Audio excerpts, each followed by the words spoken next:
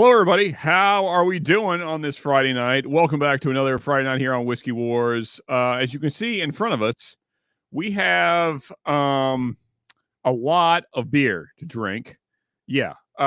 So added it up. I was just over on Marty's stream, and for anybody that doesn't know what I'm talking about Whiskey Nose, man. If you're not subscribed to Whiskey Nose, you should go on over there and give them a like and a sub. I believe Marty's still going there for a little bit, and check them out. Marty's great, fantastic channel.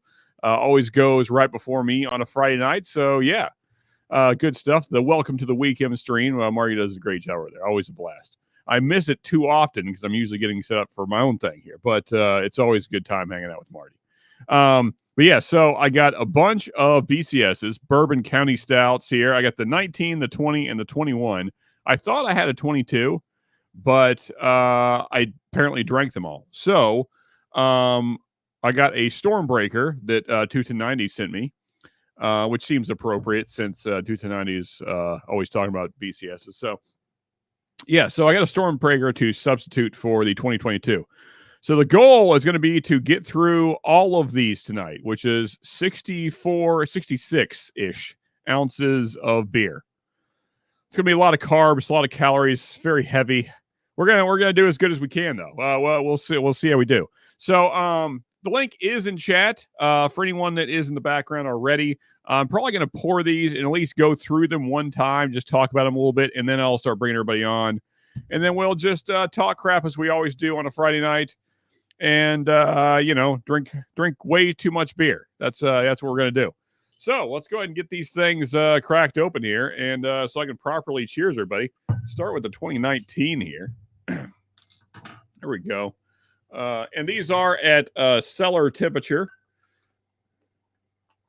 More accurately, basement temperature. So about 55-ish. Oh yeah, nice, good head on that. Yeah, look at it. Oh, it's like motor oil. Beautiful. All right, so that's more than half of that one in the glass. We are going to try and finish all these. So, wish me luck. Let's crack this 2020 batch here. And by the way, for those of you that don't have them anymore or forgot or never saw them, the 2019 is 15.2% ABV. So not too bad there. The 2020 is 14.6. Let's get another pour here. Oh, yeah. Yeah, look at that. Beautiful. I'm going to try and not over. Up.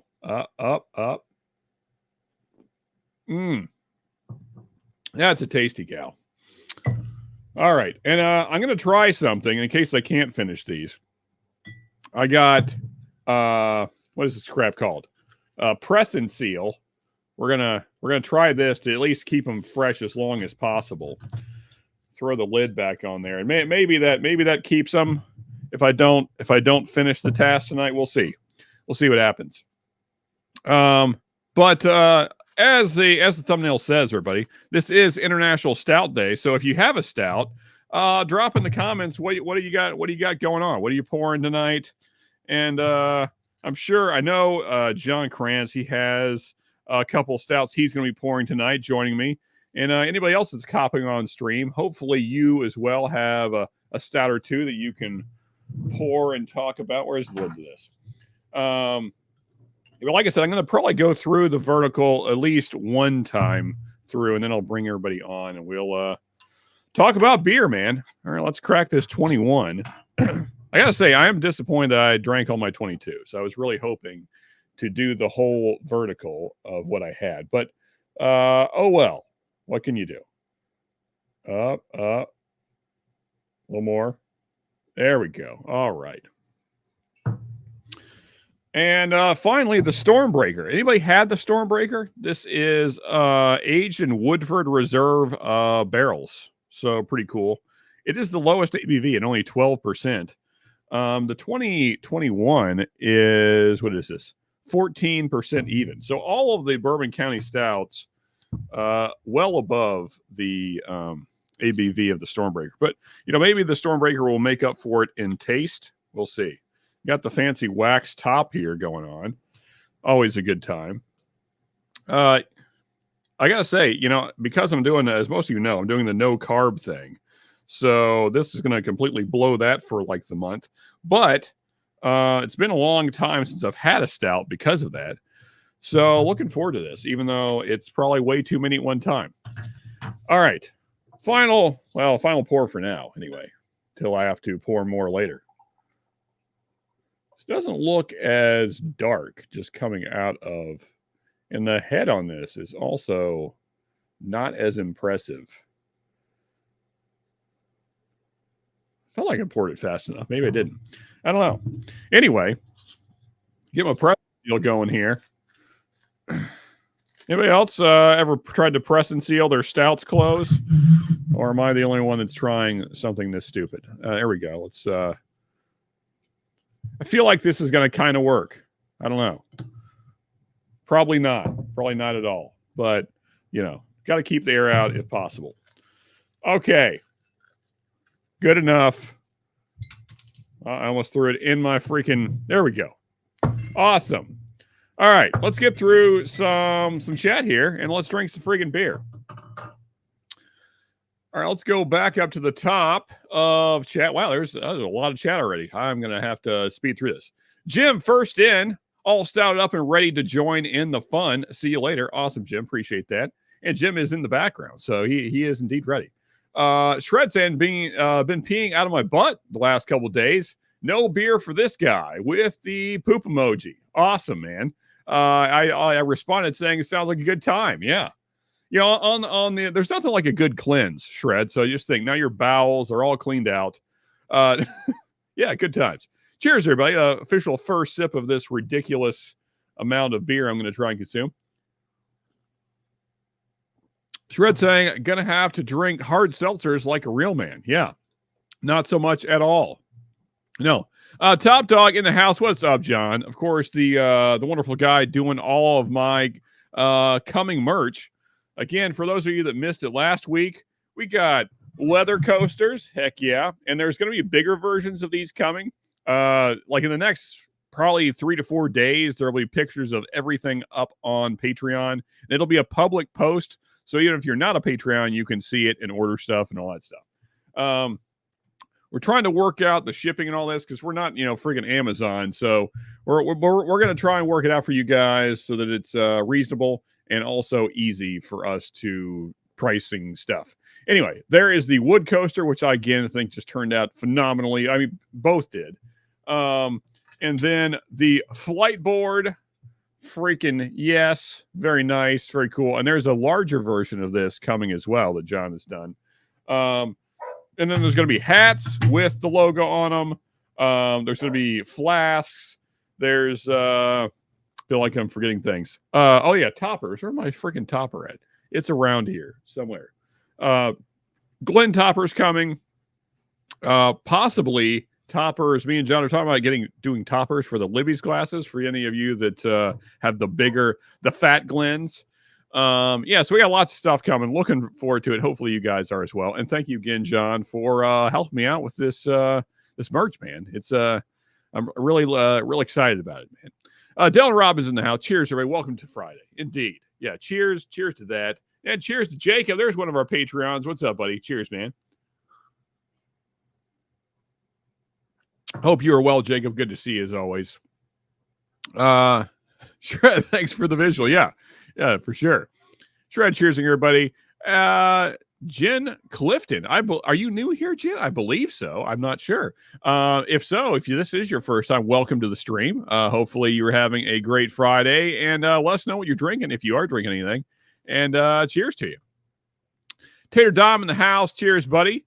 Daniel Berry Sports Highlights. Cheers to you. I believe you've been here before, Daniel, but cheers to you, man. If not, then if this is your first time, then welcome for the first time. Jigs in the house. Another Patreon there. Cheers, buddy.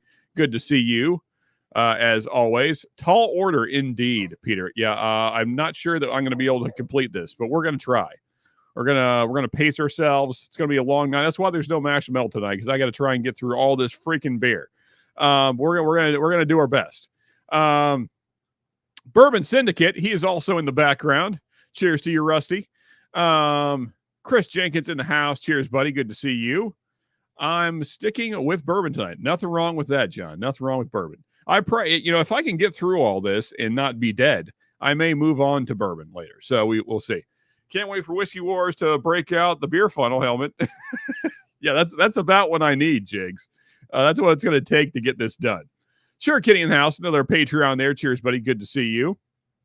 Ernest also in the house. Cheers, my man. Good to see you as well. Not going to last long. Need a cat nap badly. Oh, early tonight. Checking out early. That's okay, Sure, Kitty. Basement temperature is the only way to drink a stout. Indeed, John. I agree. Yeah, that's where I keep all my stouts. Miss Jigs, Tear Don. There we go. Cheersing all the people. I can't drink beer. Am I allowed to be? You are allowed to be here, Rusty. Yeah. Typically, I don't drink beer either. This is a special night, only because it is International Stout Day. Otherwise, I would not be drinking beer at all. I'm doing the no carb thing. Basement cold equals cowboy cold. There you go. Yeah. My basement's about 50, 55, something like that. So I feel like it's a good temperature for a stout. There is Slapshot. Brian, cheers to you, buddy. Good to see you. And there's Great Shot as well. Cheers, my man. Good to see you as another Patreon there. And also the guy responsible for like most of the whiskey you see around me, because it all ends up coming from Texas almost. So cheers to you, Great Shot. Appreciate you, Mark. Let's see here. I think I've okay.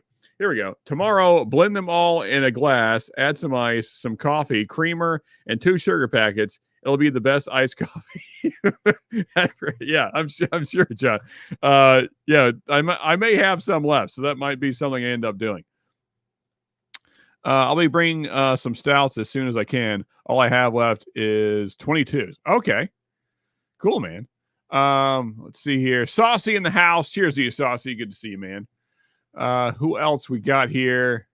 Even Badhead is good. That's a fact, Rusty. That's a fact. Yeah. No matter what kind of head you're getting, it's always appreciated. Anderson Valley Brewing close to me makes a bourbon barrel stout. Really good. It used to be in wild turkey barrels, but now they don't advertise it as such. Interesting. Okay. Sounds good though. Bourbon biking. Let's try again. Biking bourbon, Paul. Cheers to you, Paul. Good to see you, man. Let's see here. Everybody cheersing each other, which means I don't have to read it. Fantastic. Michael Hoffer, what is up, buddy? It's been a minute. Cheers to you, man. Good to see you. Hopefully you have been well. Another Patreon there. I appreciate that.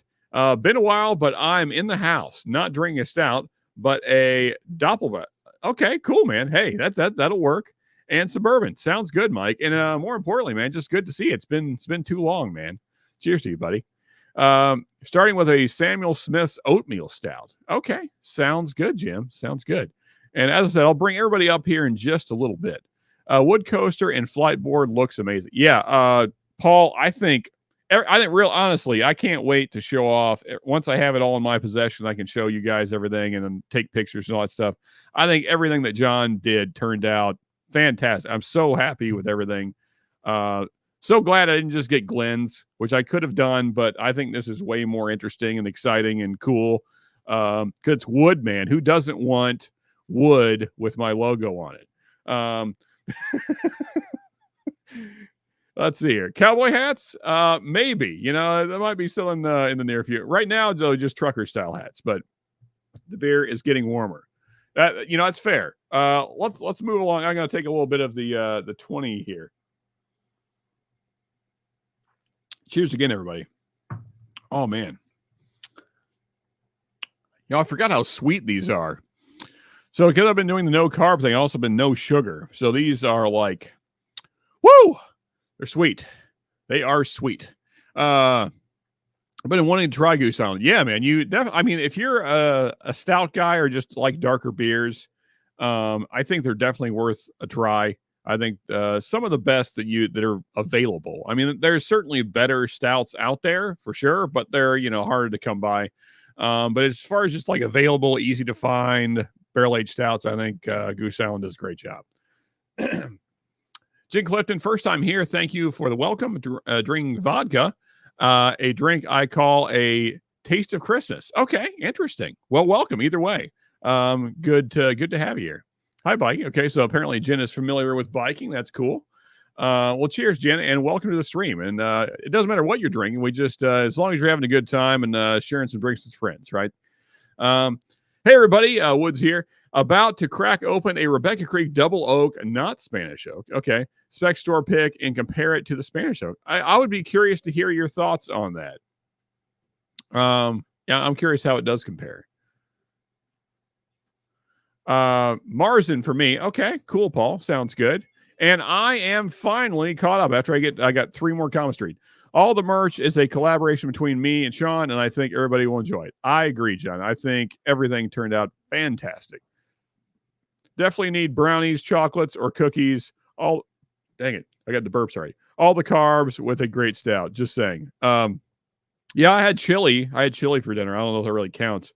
Beanless chili. Well, there was like a handful of beans, but mainly meat. A lot of beef. There was a lot of beef. Yeah. So yeah. All right. I'm caught up. Fantastic. Well, let me just run through these kind of quickly here and just kind of get like a reference for where each one is. 2019 there. Yeah, a lot of, I want to say like plum, dark cherry on the 19, kind of funky on the end. Yeah, it's okay. The finish on that, it's kind of interesting. It's almost like fruit that's starting to spoil, you know, like so really, really ripe plum, something like that. Yeah. That's okay. 2020 now. Oh, that's much better. I like the finish on that a lot more. Like rich chocolate, almost like a heavy caramel mixed in that chocolate. Coffee, a lot of coffee on the finish on that. Getting a lot more of the barrel presence on that too. Kind of a little bit of the char showing up there, which I like. That is like the stout version of a bourbon. Yeah, that's just like all the great notes that I look for in a bourbon in a stout. Yeah, that's really good. I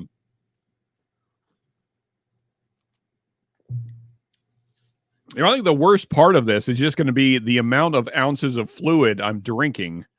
There's going to be a lot of going to see a horse about a man or whatever the thing is.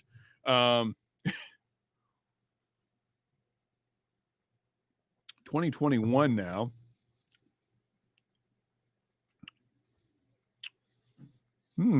Interesting. A little bit of like a vanilla wafer on the end, as well as kind of like it's a chocolate note, but it's kind of flat. It doesn't have like the creaminess that you want. I don't know. I think the 2020 so far is the standout. Let me take one more sip of the 22 here. I'm sorry, I'm confusing dates. The 2020 is the standout so far. The 21 is maybe the second-ish. Yeah, I don't love that finish. Anybody else have the 21? It's different.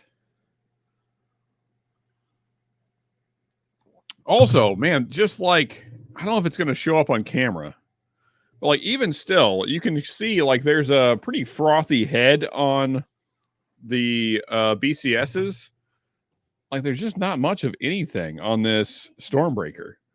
Kind of disappointing. Like for me, that's kind of a sign of a good stout, is a good frothy head. And it's just not really there on the Stormbreaker. Anyway, let's get into the Stormbreaker though. Let's see what it tastes like.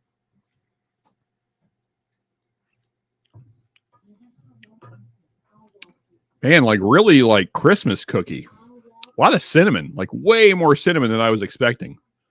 There's a lot of cinnamon there. Like, yeah, it's like Christmas cookies. That's weird. It's not what I expected from that. Woodford Reserve barrels. Interesting. Anyway, okay, I gave my initial thoughts. Let's bring up some other great people here and let's talk some whiskey and beer, shall we? Rusty, welcome. John, welcome. Jim, welcome. What's up, fellas? How we doing? Cheers. Yeah, man. Cheers. Has anybody had this Stormbreaker? Yeah, it's like yeah, right. Am I saying the right thing? Like Christmas cookies are usually like cinnamony, like yeah. Um, yeah. That's it's like a Christmas cookie stout. It's kind of flat though. Cheers, Dylan Robbins. Like it does not have the creaminess of the BCSs. Hey Ben, go to the top of chat. Oh shit. Okay. Sorry, Ben. I did not. That's true. I did not Cheers, do that. Norseman. I suck again. All right. Let's see here. Oh, we were just on the for like Fred. We were stuck in the head earlier. That's all. There we go. Message is pinned. Thank you for the call out, Ben. Or else I would have went all night and not known that, and then no one would have seen the link, and then they're like, "This guy is an asshole." Anyway, all right. Let's see what we got here. Where did I leave off? In chat. Not far enough. Okay, here we go. This is where we're at. Okay, Top Dog saying mostly, yeah. So I think John, I think you were saying that right on Marty's stream, or Marty said that. Somebody said that on Marty. Yeah, it's normally Black Friday that weekend. The BCS are out. What do we got here, fellas? Actually, let me go around the horn before we get back into chat. Rusty, what are you sipping on tonight?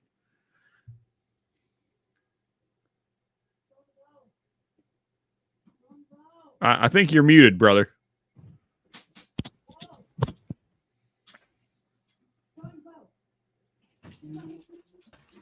Sorry about that. Woodford Reserve, weeded. Okay. I can't drink beer. I diabetes keeps me from. Is that the Red Label wheat whiskey? Yeah. Yeah, that's pretty good. I didn't know that. Hey, and no need for excuses, man. Like I'm only doing this to be a complete idiot. Let's be fair, this is a stupid thing to do. But I got to do it for the people. But yeah, otherwise, I mean, I haven't had a beer in like 3 months, so I'm just overdoing it for one night. Yeah, but whiskey is always welcome here on this channel. Yeah. I mean, it's all I got left. I can't do the hard drugs anymore. I hear you. I give up smoking cigarettes. I'm down to my personal electronic nicotine inhalation system, which you figure out what that means. Yeah, exactly. And I got bourbon. That's all I got. That's all it doesn't mess with my sugar. Well, it will make it drop too low if I ain't watching it. Hey, Rusty, just want to say I love that acronym, but yeah. Yeah, I heard that on Independent Joe last week. I think it's hilarious. That's awesome. Oh, Headbanger and Hard Rock Television. That's an awesome name. Yeah. Cheers to you, Paul. Not Paul. Sam. What is my brain? I'm not even drunk yet. What is my brain That's the first time I've ever seen that channel name. So yeah, me and Sam, we did a collab about a month back, and then it got completely blocked by YouTube because they suck. But yeah, we did a review of, I can't ever say the band name, but anyway, it's a newer thrash band. Anyway, to you, Jim, what are we sipping on there? You've shown it a couple times. Let me solo you here for half a second. Take the comment. An oatmeal stout. There we go. Cool, man. Yeah, I decided I saw a bunch of the Bourbon County stouts, and I decided I was going to go in the total opposite direction. So I've got this. I've got a Guinness stout. I have another Samuel Smith's. I have a craft stout from Maine, and we'll see how many of them I get through. Yeah, there you go. I like your spirit, Jim. Yeah, let's. I'm curious, which Guinness stout you got? It's just the I think it's just a regular Guinness stout. Okay. Because the only reason I ask is because some of their special releases are freaking killer, man. If you can find the one that's called the Foreign Extra Stout, that's like a 7 point something. That's the Guinness everybody else gets. Well, that's so really I have good. The extra stout. They did a barrel imperial stout that I got at Total Wine like 2 years ago. That was like 12.5%. That shit was freaking ridiculous, man. I wish I could have it every day. But anyway, yeah. Wood saying, I'm cheating on my diet today because the wife and kids wanted me to make a pot of gumbo. Yum. Yeah, so I kind of did too because I mean it's chilly weather, man. Like it's been like the high today was like 50. Though our lows here have been like in the 20s and 30s. It's time for freaking chili, man. So I had to make chili. And John, what do you got, man? Open this one on Marty's stream. So this is a brewery from Seattle. It's a bourbon barrel oatmeal stout. So this one's what, 13.6%? Heck yeah, man. So nice. I'm pretty much going to be in the same boat of you at the end of the night. So yeah, a lot of freaking carbs, a lot of calories, a lot of damn fluid, a lot of alcohol. We're gonna die. That's a great shot. It's just Saturday is going to be rough. That's all. Great Cheers, fellas. Yeah, what Cheers, do you got, Mark. man? What do you got? Oh, it's just your normal Guinness. Okay. Hey, nothing wrong with that. Nothing wrong with that. Starting off with that one, and then I'm gonna swap to this one, which is your Mater Familia. Here, let me give you a solo here. That's a cool label. Yeah, there you go. Michael Hopper, Guinness for an extra stout is very nice. This one is fantastic. Cool. I cannot find it around me. Jimmy, send this one to me, and it is fantastic. Barrel aged Imperial Stout, vintage of 2023, and it is really, really good. Nice. Great Very graphics. tasty. I love the graphics on the can. That's awesome.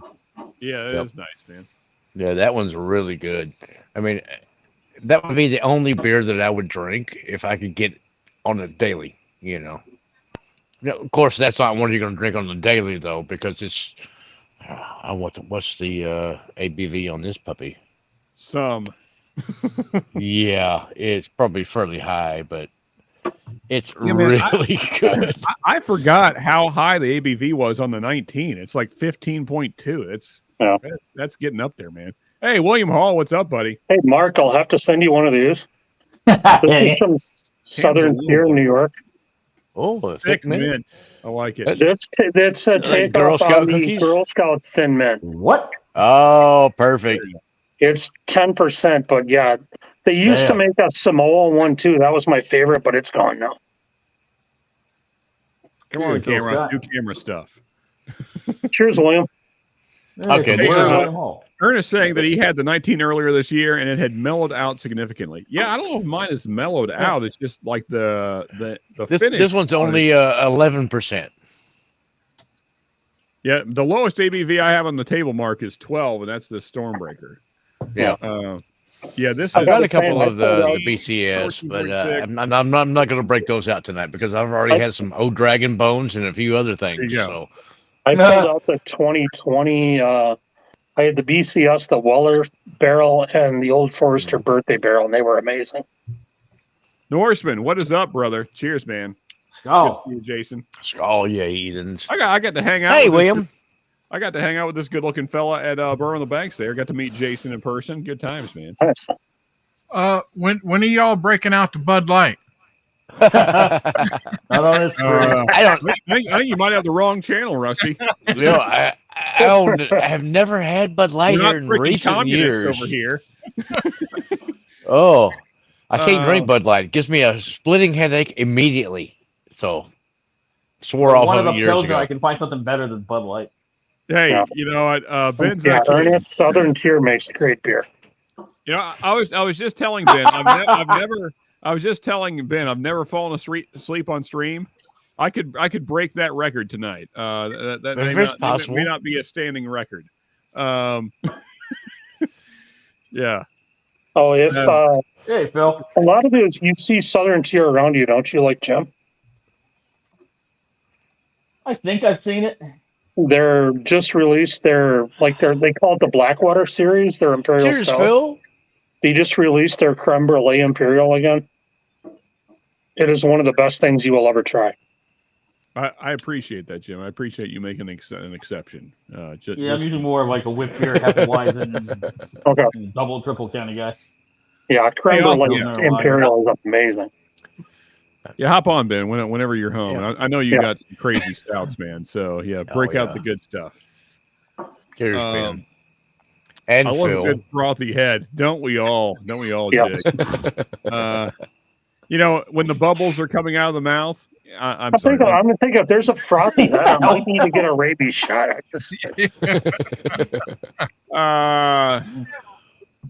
Right, we're talking about beer still, right? Oh God. Yes. Yeah, true. All about beer. Sherry cordial stuff. I don't know. Hey, Paul. There's Pinch Hitter Whiskey Lounge right there. Yeah, thank you, Paul, for throwing that link out there. Thanks, Paul. Also, I'm kind of sort of still on move hiatus. Well, that's okay. You can still get subs even if you're not putting out content. Yes, Hey, Phil. if Viking Bourbon, I just sent you a beer link on Messenger, by the way. Also, mods, any mods in chat, if you could, please drop Rusty's link, which is the Bourbon Syndicate, and please drop Marty's link as well, which is, of course, Whiskey Knows. Thank you. I feel like everybody is subscribed to these channels, but if you're not, then you definitely should be. So, Yep, and Phil too. Everything's spicy. Oh yeah, is Phil here? I'm not far enough down. In the chat. Yeah, he's in chat. Cheers to you, Phil. Now, yeah. Sorry, Sam. No Mash Metal tonight for obvious reasons. Mainly what's in front of me. I'm not going to be a good DJ later tonight. That's okay. We'll start throwing some tunes in here a little later on tonight. Like beatboxing. We're just going to start beatboxing. We may delve off into Mash and Metal here just shortly. I'm not going to remember anything tomorrow, but yeah. Fair enough, Ben. Hey, there you go. Sam switched to his channel. Got blocked. Yeah, it did get blocked. As YouTube's really great at blocking any kind of content that's interesting. So of course, those bastards. I got to say, I appreciate the gift from 21090. This was free. I didn't pay for it. I don't know if I like the Stormbreaker. It's a little bit too much cinnamon. Like the cinnamon's kind of overwhelming. It's not really what I look for in a stout. It's very cinnamon forward. And also it's kind of, even though, it's dark as hell, but it's kind of thin. Hops and polka. That's awesome. Indeed, it is. That is a great beer there, Hoffer. AC in the house. Beers. Yes. What's up, brother? Hey, hanging.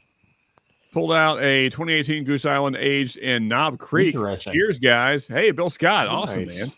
Nice. Cheers. I lost 12 pounds. A whiskey drinker, but honestly, John, like that's why I stopped drinking beer. Like I was a big stout beer guy, and then I was like, you know what? I'm getting a little bit rotund. That's what this is. Yep. And so I was like, you know what? Let me try other no carb alternatives like whiskey. Yeah. I just can't give up my IPAs. That's that would be easy for me to get. Stouts were hard to give up. IPAs. Standard IPAs, not the hazies and everything else. Hazies, juicy IPAs, the sour beers. Yeah, they're just too much. Crap. Way too much. Just give me I've even gone back to like a standard, like a Sierra Nevada Pale Ale.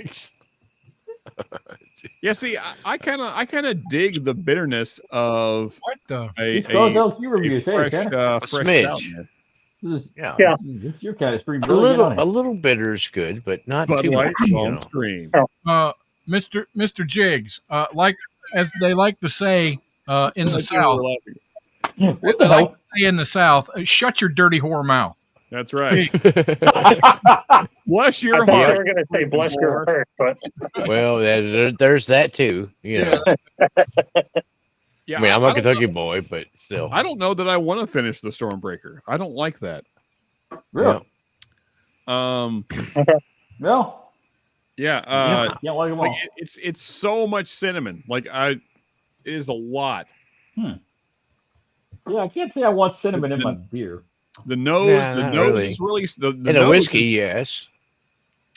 Yeah, but I mean, this is like Christmas cookie kind of cinnamon. It's like a Christmas cookie. Oh, like okay. form. But yeah, but not so much in your beer though. In a whiskey, it's good. But like I said, it's also like flat, so it doesn't have the creaminess of the BCSs. So it's like just this flat cinnamon cookie. Ew, I do not dig this at all. This is I can agree with that.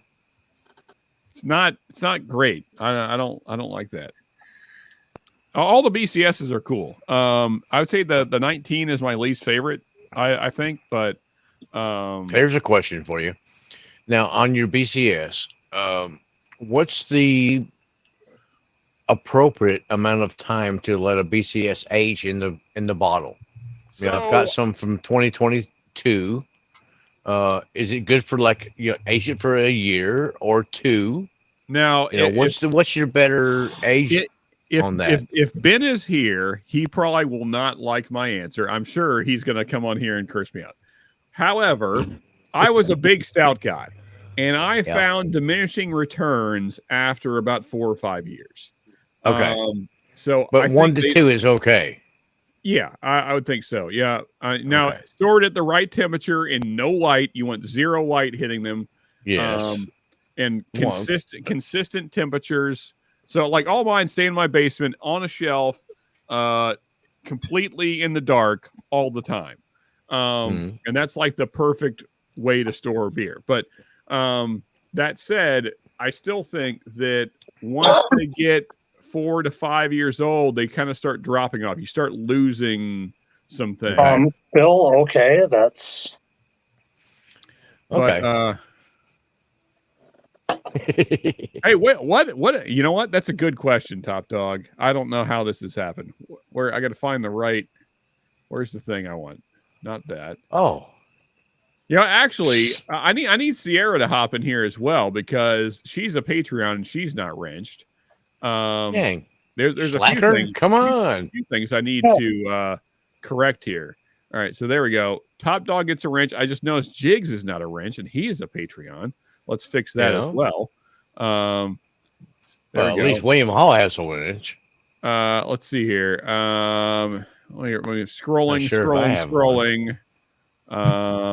Looking for any Patreons. Sausage James is up to 5 years, give or take. Okay. Yeah. Well, I'm thinking, 2 to 3 is what I'm thinking. It would be about, your optimum point. Yeah, I mean, I have no idea. That's kind of why I decided to do this tonight, Mark, because this 2019 is kind of getting to that point where you need to kill it. So I thought this was the perfect time to do the vertical, and I really thought I had a 22, and apparently I drank them all. So, yeah, it happened. What can you do? But I thought the Stormbreaker would be a good substitute, but it's not. No, it's the worst. It's the worst in the flight by a large margin. It's not even close to the same quality as everything else. It's honestly, I think it's bad. I don't even think it's just not a good beer.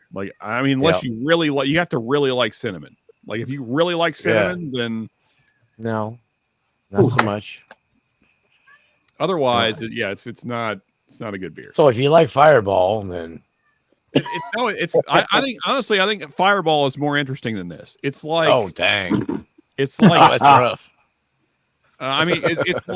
It's like a stale Christmas cookie, but without the chewy goodness of a cookie. It's like it's like flat. It's like a flat beer that's flavored like Christmas cookies. Oh dang. Yep, hard pass. Yeah, it's not good. Yeah. Shredward. I think we're just gonna focus on these 3 tonight because I don't even. Come on, jump on you, brother. You were saying earlier, back way up the chat that he's apparently glued to the toilet. Shred's not feeling great. Oh, he's got the explosive diarrhea. That's right. Yeah. Ooh. Yeah. His butthole is leaking. Well, Mexican will do that to you. Jigs. Hey, think of the bottle meme that you sent me a couple weeks ago. Okay, there you go. Hey, I think we got another. Are you a channel? It seems like a channel name. Yeah, that's a channel. East Coast LQ Reviews. Cheers, everyone. I believe this is your first time here. Either way, welcome. Cheers to you. And hope your channel is doing well. Mods, please feel free to drop the link to this new channel. I can't read the bottle, but I think this is a straight stout, by the way. And Will is doing a lot of the work here, folks. There's a lot of mods in chat. Please feel free to join Will and drop links. But thank you, Will, for that's solid. That's hell. What was that, Jim? Wait a second. That's solid. Nice. That was good. Well, thank you, Rusty. I appreciate that, brother. Cheers, my man. Smith puts out really good beers, though. Very, very much appreciated, Rusty. New Patreon, the Bourbon Syndicate. I just call him Lemmy, though. It's freaking Lemmy, man. Lemmy is my freaking Patreon. Hey, Lemmy's my fucking hero, man. You're not kidding, man. Someday I'm going to make it out to California and visit the Rainbow. I'm going to sit in Lemmy's seat.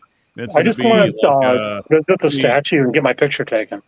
Yeah, no, I just want to sit in Lemmy's old seat and play the gambling game, even though I don't even freaking gamble. They got the statue in the entryway too. Yeah, well, no, it's right beside where Lemmy used to sit. So the one-armed bandit. Yep. Yeah. That's going to be like a bucket list kind of moment. Yeah. Give me a Jack and Coke and sit there and. Yeah, I'm going to have to get a Jack and Coke, even though I freaking hate that drink, but I'm going to have to get one just because. The barrel-proof, single-barrel barrel-proof and Coke is really good, though. They called me the one-armed bandit in high school, but for completely different reasons. I hear that, man.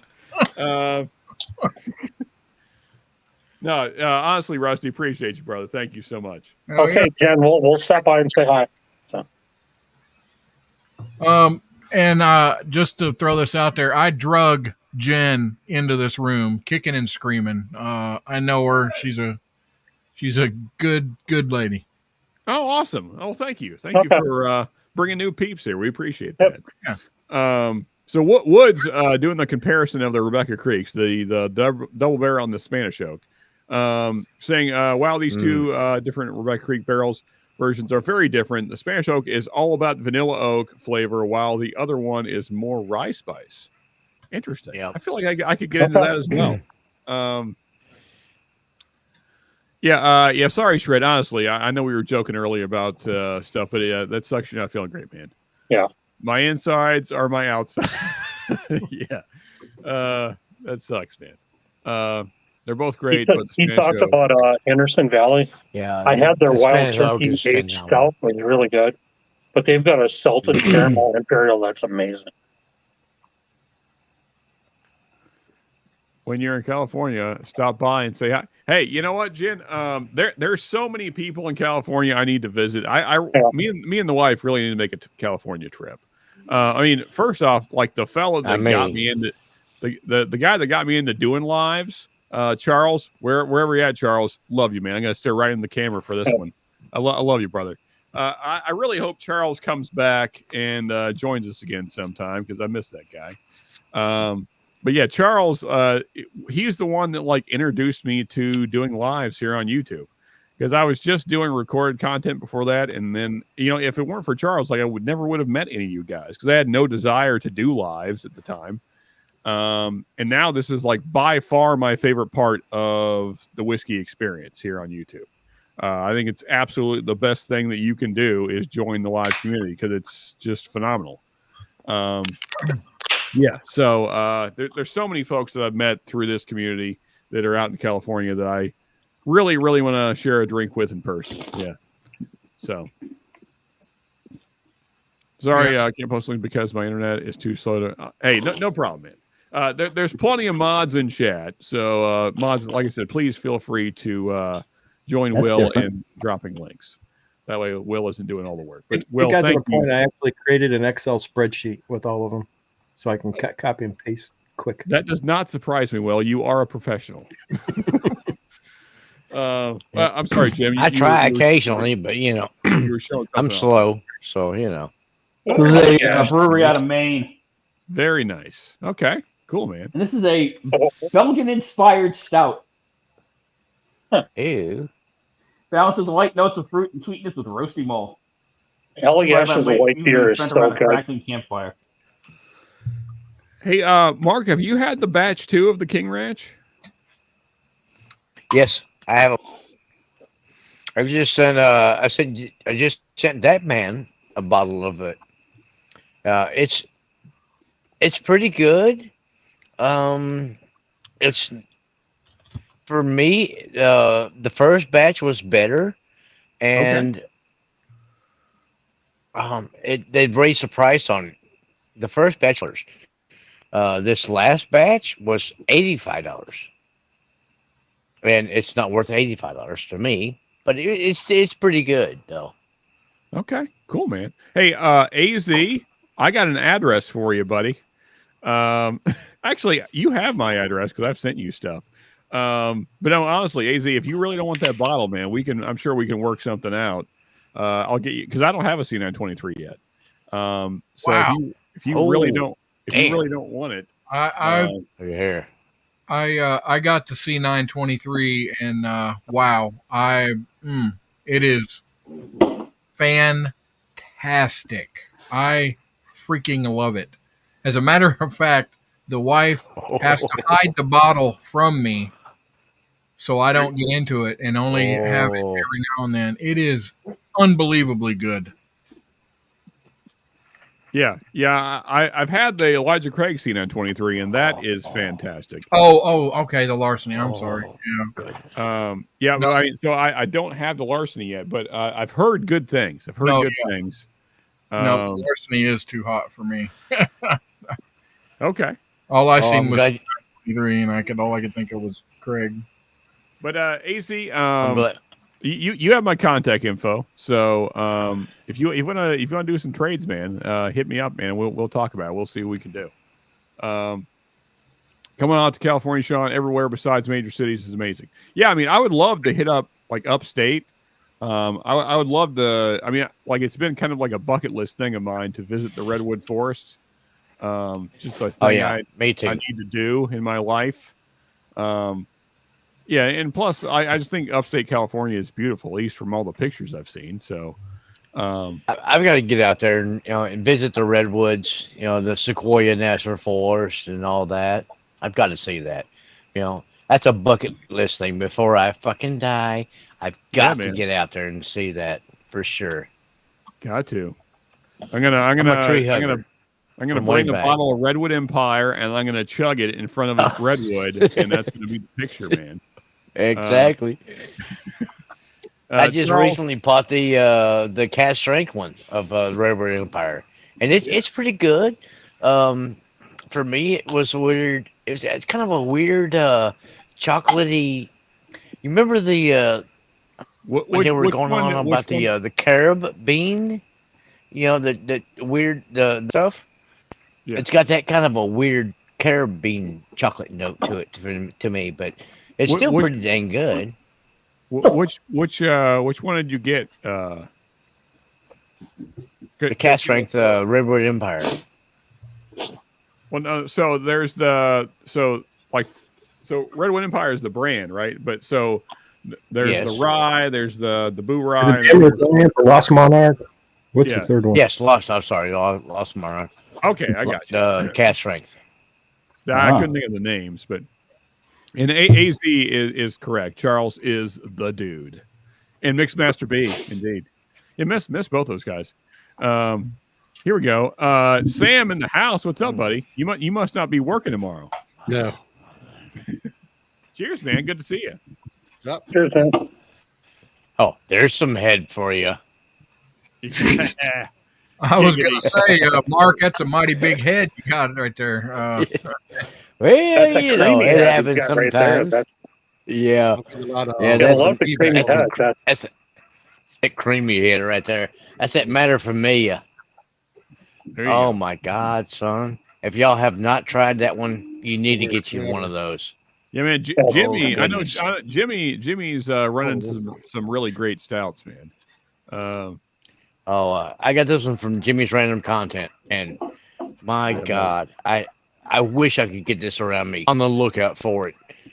every day. Right on. You know, I go to any kind of a whiskey place or any kind of place that I That's go great, and Jim. look That's for it. great, Jim. I'm like, I'm looking for it. I used to work for a distributor, Jim, that had Allagash. Man, that's beer is so good. Wow, that's Yeah. so good. You've ever seen the Allagash Curiex? Did you want to be back? Don't Which pass one? it up.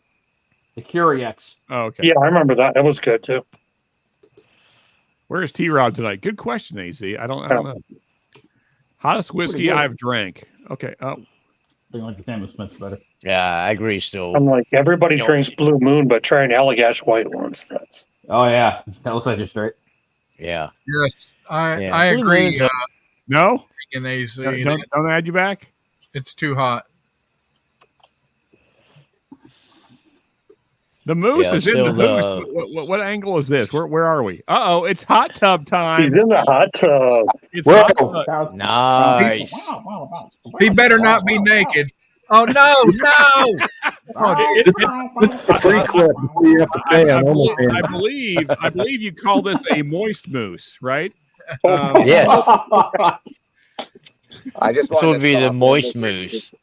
I just wanted to stop in and say cheers to you guys. He's a moose in the rut. That's all. While Hey. I'm floating around thinking of you guys. Yeah, cheers to you, Alex. Cheers, Alex. Cheers. It's only 23 degrees, 24 degrees here, so it's a nice Perfect. balmy day to go in the hot tub. Yeah. Oh yeah, it's perfect. I mean, that's man. What is this we got going on? This is a hell of a 24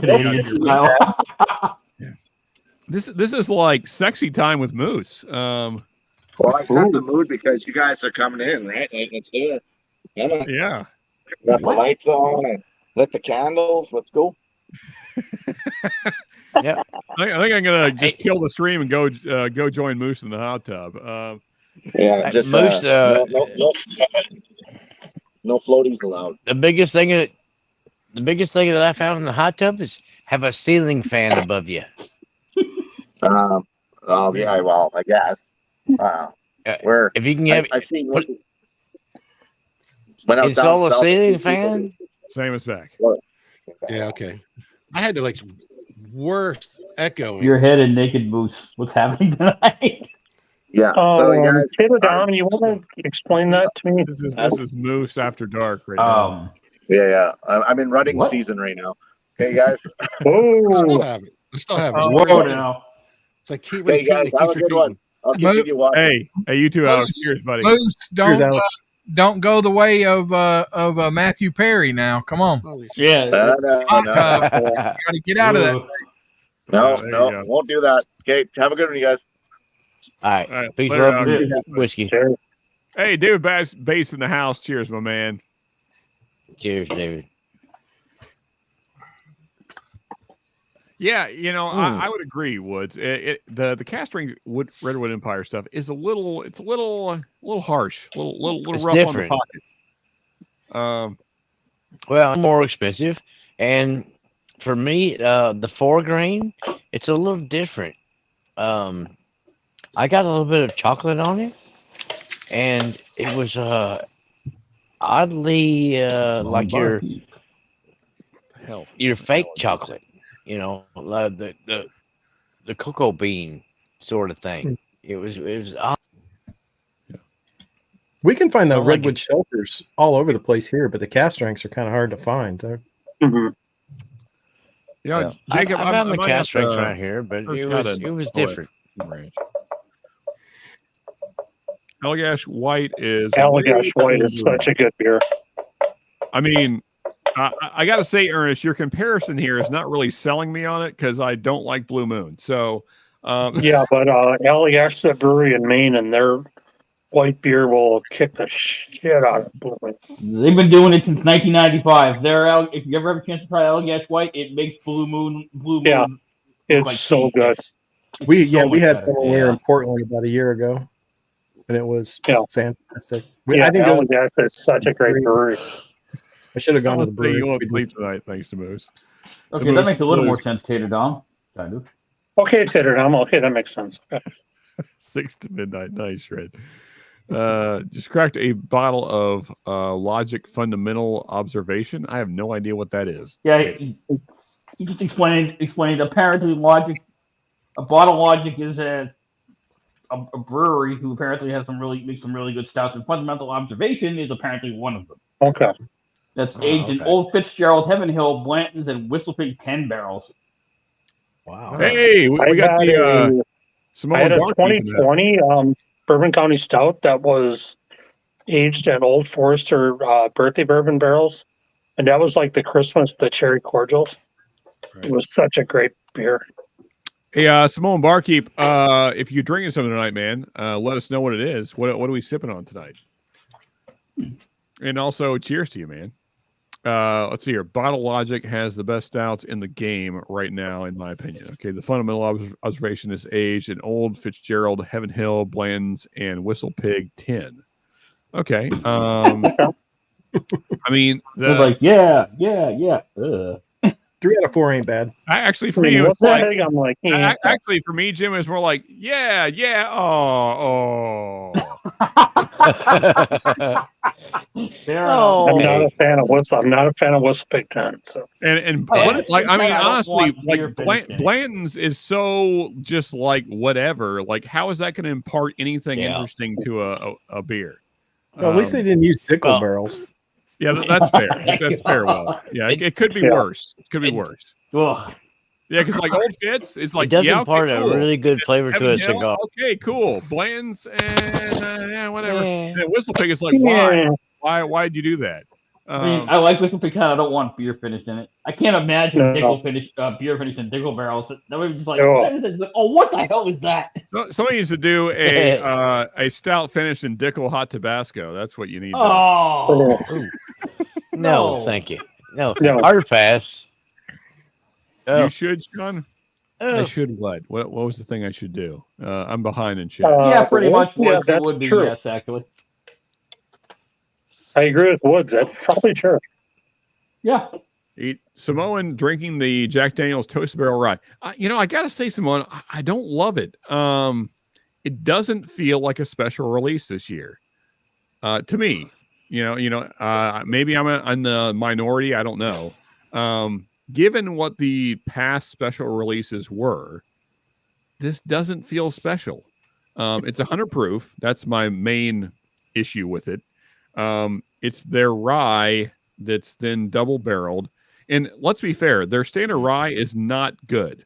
So honestly, does anybody like their standard rye? Like their standard rye it's not good. Their barrel proof rye, great. Yeah, barrel proof, yes. Like the special release from 2 years ago, phenomenal whiskey. Yeah, the 2020 Heritage, yes. But 3 years ago. But the single barrel 94 isn't bad either. I don't know, man. I can't get on board with it. It has too much of the. So here's what I find. I've had a pour of the new single barrel proof, and it's a little hot. I mean, I guess my issue with low proof Jack in general is that the JD Funk seems to show up more on their low proof stuff. And I hate that. I really hate that note a lot. So like somehow when it gets to barrel proof, it kind of hides that for the most part. And I appreciate that because, Jack Daniel's just insists on ruining their whiskey by sending it through charcoal. So, if they could just stop doing that, then we wouldn't have to deal with this crazy earthy funk. Sam, I'm sorry you're having such issues, man. Yeah, it's just the echoing for some reason. Yeah, I don't. I mean, because I'm not hearing it. Is anybody hearing any kind of echoing? No. Does he have the YouTube open alongside the StreamYard? Yeah, maybe I do. Hold on. Oh, lost him again. Let's see here. Jacob saying, I also got the Woodford 5 malt stout. I'm going to be pouring right after. Now that sounds pretty interesting, man. I want to hear. I think that one was pretty polarizing, wasn't it? I don't know. I mean, I've never had it myself, so. But I haven't had it either. But I remember reading. It seems like people either really liked it or were just like, "That is god awful. Get that away from me." Yeah. I guess fair enough, Woods. I guess Whistle Pig 10 would be Alberta pretty Premium. much. Still, I don't want a beer finish in Alberta Premium cast. I don't really want a beer finish in a rye barrel for that matter. I like rye, that's just no. Yeah, and Simone Darky, that's kind of my thought on it as well. It doesn't feel much more special than the Bottle and Bond rye. I guess that's where I'm at on it. Yeah. Like when you compare the two, I mean, there's a difference for sure. I'm not saying they're the same, but it doesn't feel like a special release. Like it just feels like a slightly better version of the Bottle and Bond, which is like a $30 bottle. So I don't know. It didn't really do it for me. It didn't feel like a special release from JD. So, what can you do? Yeah. GT Mustang 09. What's up, buddy? Cheers, man. Cheers, man. I got the new Woodford Sonoma finish today. Very interesting to say the least. Review coming soon. I like it, Saucy. Okay. Yeah, we'll have to see about that. I will say back to the beers. Beers. I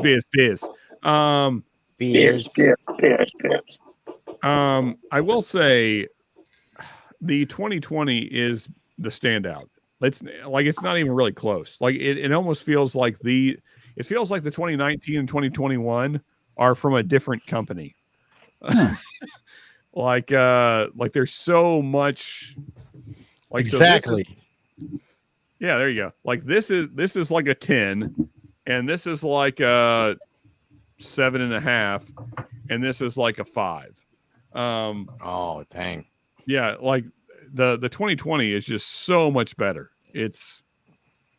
I thought these would be more similar, but the 2020 is by far the best in my opinion. I don't think it's even close. I don't have the 2020. I have the 2022. A couple of the releases of those. The 2020 was good, but I think the variations on the 2020 were really, really good. Yeah. Yeah. The Weller and the Old Forester are really good. Release. Yeah, I agree, Saucy. The 2020 is just so stinking good, man. Like they just nailed the profile. Like it's perfect. It's like I said it at the beginning of the stream. It's like the stout version of a really good bourbon. It's like all the great notes that you want from a bourbon in a stout. Yeah, it's dark chocolate, coffee, vanillas, super creamy, super viscous. Like that creamy mouthfeel that you get from chocolate is just throughout. It's so damn good. There's a little bit of like that barrel char showing through on the finish. It's like the perfect stout. In my opinion, anyway. I really think that BCS just killed it in 2020. 2019 is a little funky on the back end. Like I said at the beginning, it's kind of like spoiling fruit. Like it's not like spoiled yet, so you can still eat it, but you probably shouldn't. Like it's getting to that point where you like this is kind of iffy. That's what it kind of tastes like. It's like fruit that's starting to spoil. That's what it tastes like on the finish. Oh dang! Okay, that didn't sound good. Yeah, I mean it's not the worst thing in the world, but it's not great at the same time. Well, what's up, fellas? I'm sorry. Gotcha. I had it on. I had it through there, so I was listening to like both of them, and so it was just driving me bananas. I was like, I don't know what the hell was going on.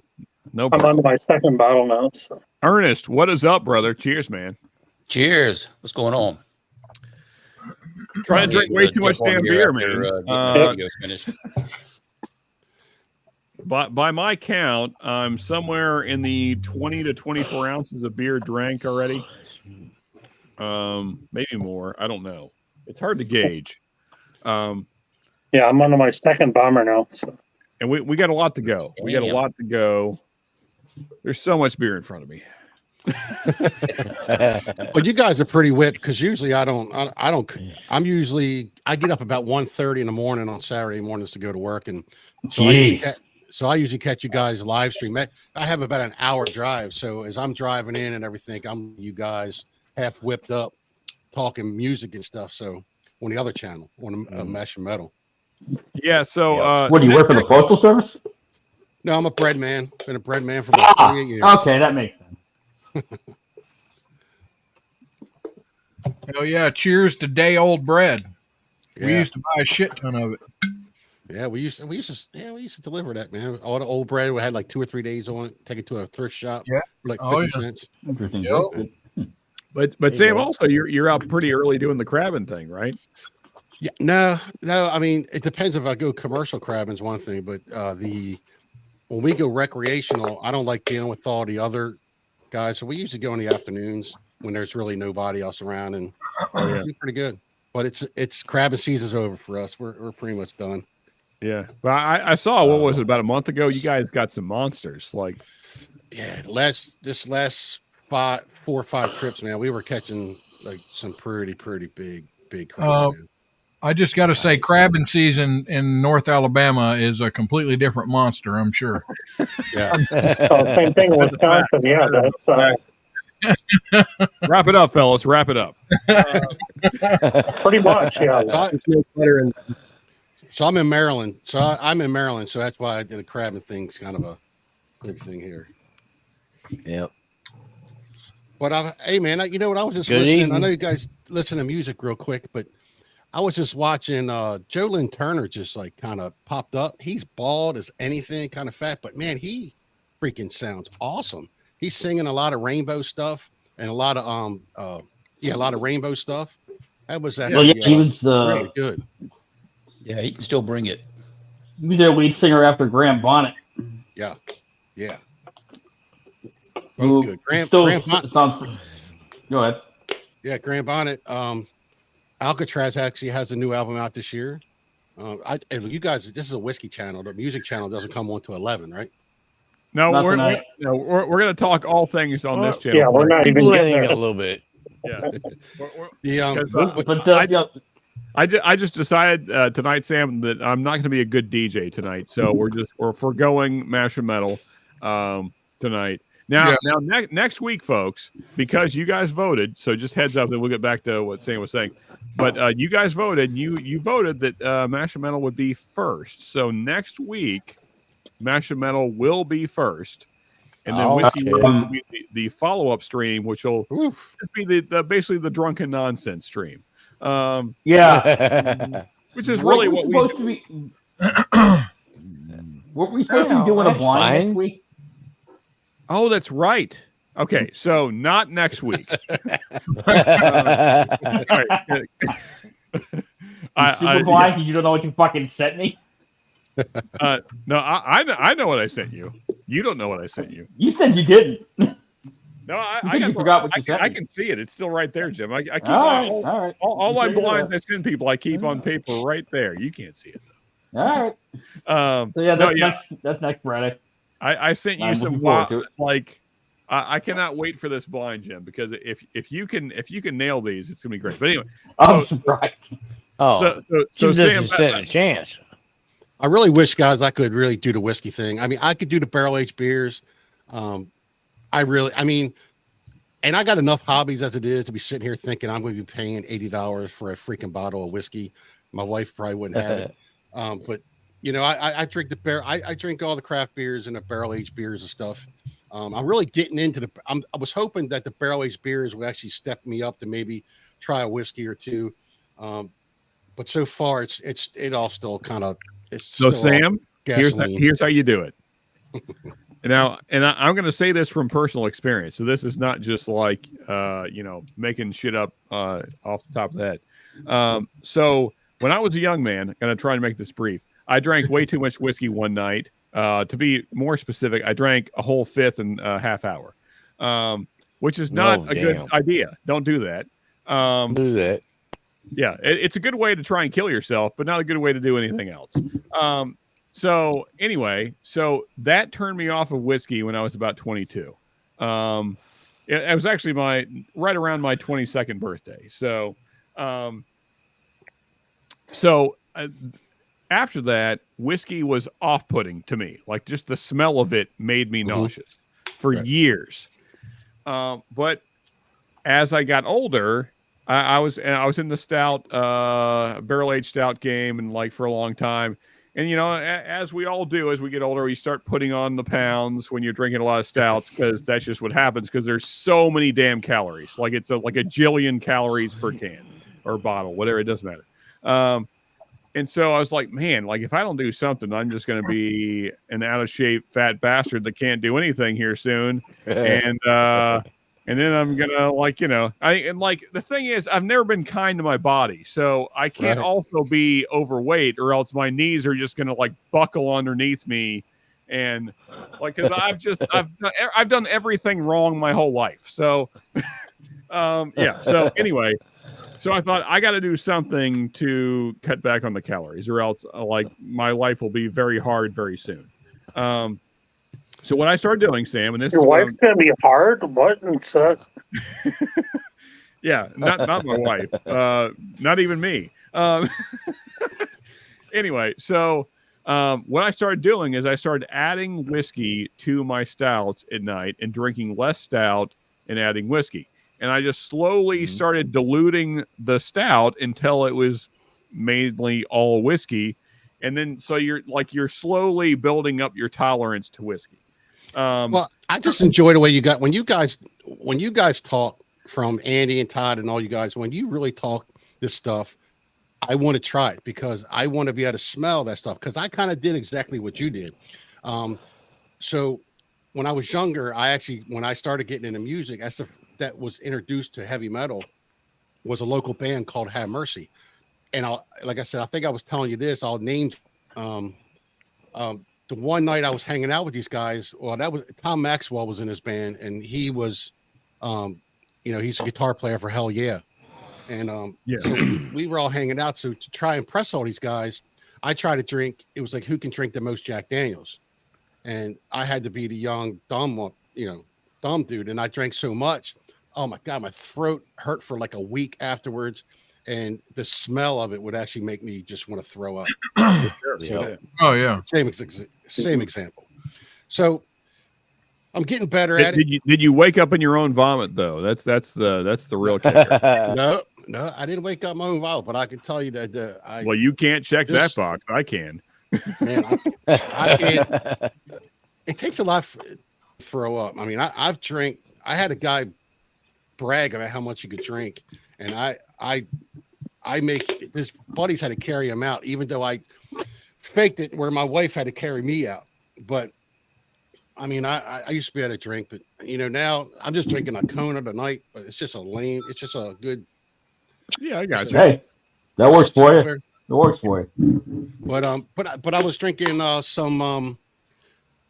It was a s'mores barrel aged beer, so I got a kind of a sweet tooth, but I don't mind having that little harsh whiskey in with it. So yeah, I'll try it. Like I said, the last thing I need is another expensive hobby. Well, so here's the thing though, Sam, is that I would actually. So we were actually talking about this on Mari's stream. I think Doug and Fred actually brought this point up. I think actually barrel aged beers in the long run are more expensive than whiskey. Because I mean, so like if you're going to crack a barrel aged beer like this, so your typical BCS is around $10-15, right? Right. And I think most good barrel aged beers are in that kind of price range. Some are more for sure. Yeah. So you get like a four pack anywhere from $17 to $20. That's about yeah. I mean, still. So you're talking about something in the range of $5 to $10 a night. If you drink daily. Right. Whereas your typical whiskey, if you're drinking in moderation, which we all should do, really. I don't. Really? Yeah. I'm not saying that I do. I'm just saying that's what's recommended. Yeah. Okay. So if you're drinking in moderation, if you're buying a $30 to $40 bottle, there's roughly 25 ounces in that. So that roughly works out to $1 or $2 a night if you're having an ounce or two. Right. And you can get some pretty decent whiskeys in the $30 to the $40 range. Oh yeah. Yeah. And And the thing is like, and especially if you don't drink every night, then like the cost becomes even less significant than that. So I mean, I really think. Hold on. Let me go get my wife so you can explain this to her. Well, well, look, I was the same way with whiskey. So growing up, I was you either poured it in a shot glass and you shot it, or you poured it in something and you had a mixed drink. Yep, And exactly. doing the shooting and all that was never any good to me. I mean, all it was burn, and then you chased it with something and it was nasty. But for me to be able to drink anything, to be able to drink any of this whiskey, and I've tried to explain it to people several different ways. So, when you take a sip, and it's a sip, it's sipping whiskey. That's what it is. You don't get a great big mouthful. You don't do all that. You get just enough to wet your palate. But when you swallow, for me, my mouth, my tongue, everything is closed up tight. And then I swallow, and there is absolutely no burn. Very rarely. Now, Larceny 923 burns the shit out of me, but other than that, I mean, I drink 120, 130 proof regularly, and there is no burn. None. I mean, you get a little warmness in your chest as it's going down, but I mean, this is the best way to drink it right here. 100%. Yeah, I'm new. So to Rusty's point, there's everybody's learning curve on whiskey is probably different. I found that it was roughly about a month of drinking whiskey consistently neat before I felt like I was really able to start picking it apart the way, because I was watching videos. And so I started watching The Tribe back in the day, like 5-6 years ago when they were first starting. And like, that's when I first, because like I was kind of doing that at home, but I didn't know that like this was a thing. Right.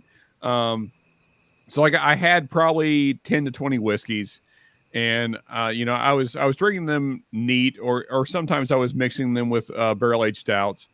And so I was trying to like, and I was like, man, I think I kind of like whiskey again.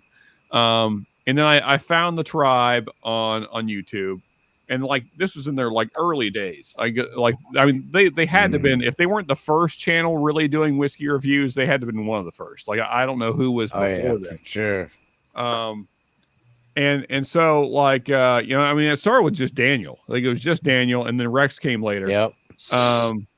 And so I saw him, and he's like breaking down whiskeys and like how to nose it, how to taste it.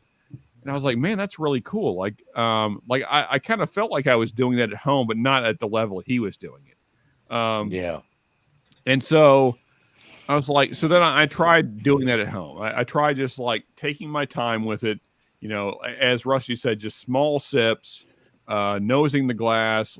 Because I mean, a lot of the whiskey experience is the nose. It's taking that into your nostril cavities, and like that affects the way that you taste it. So, and then it becomes this whole like experience.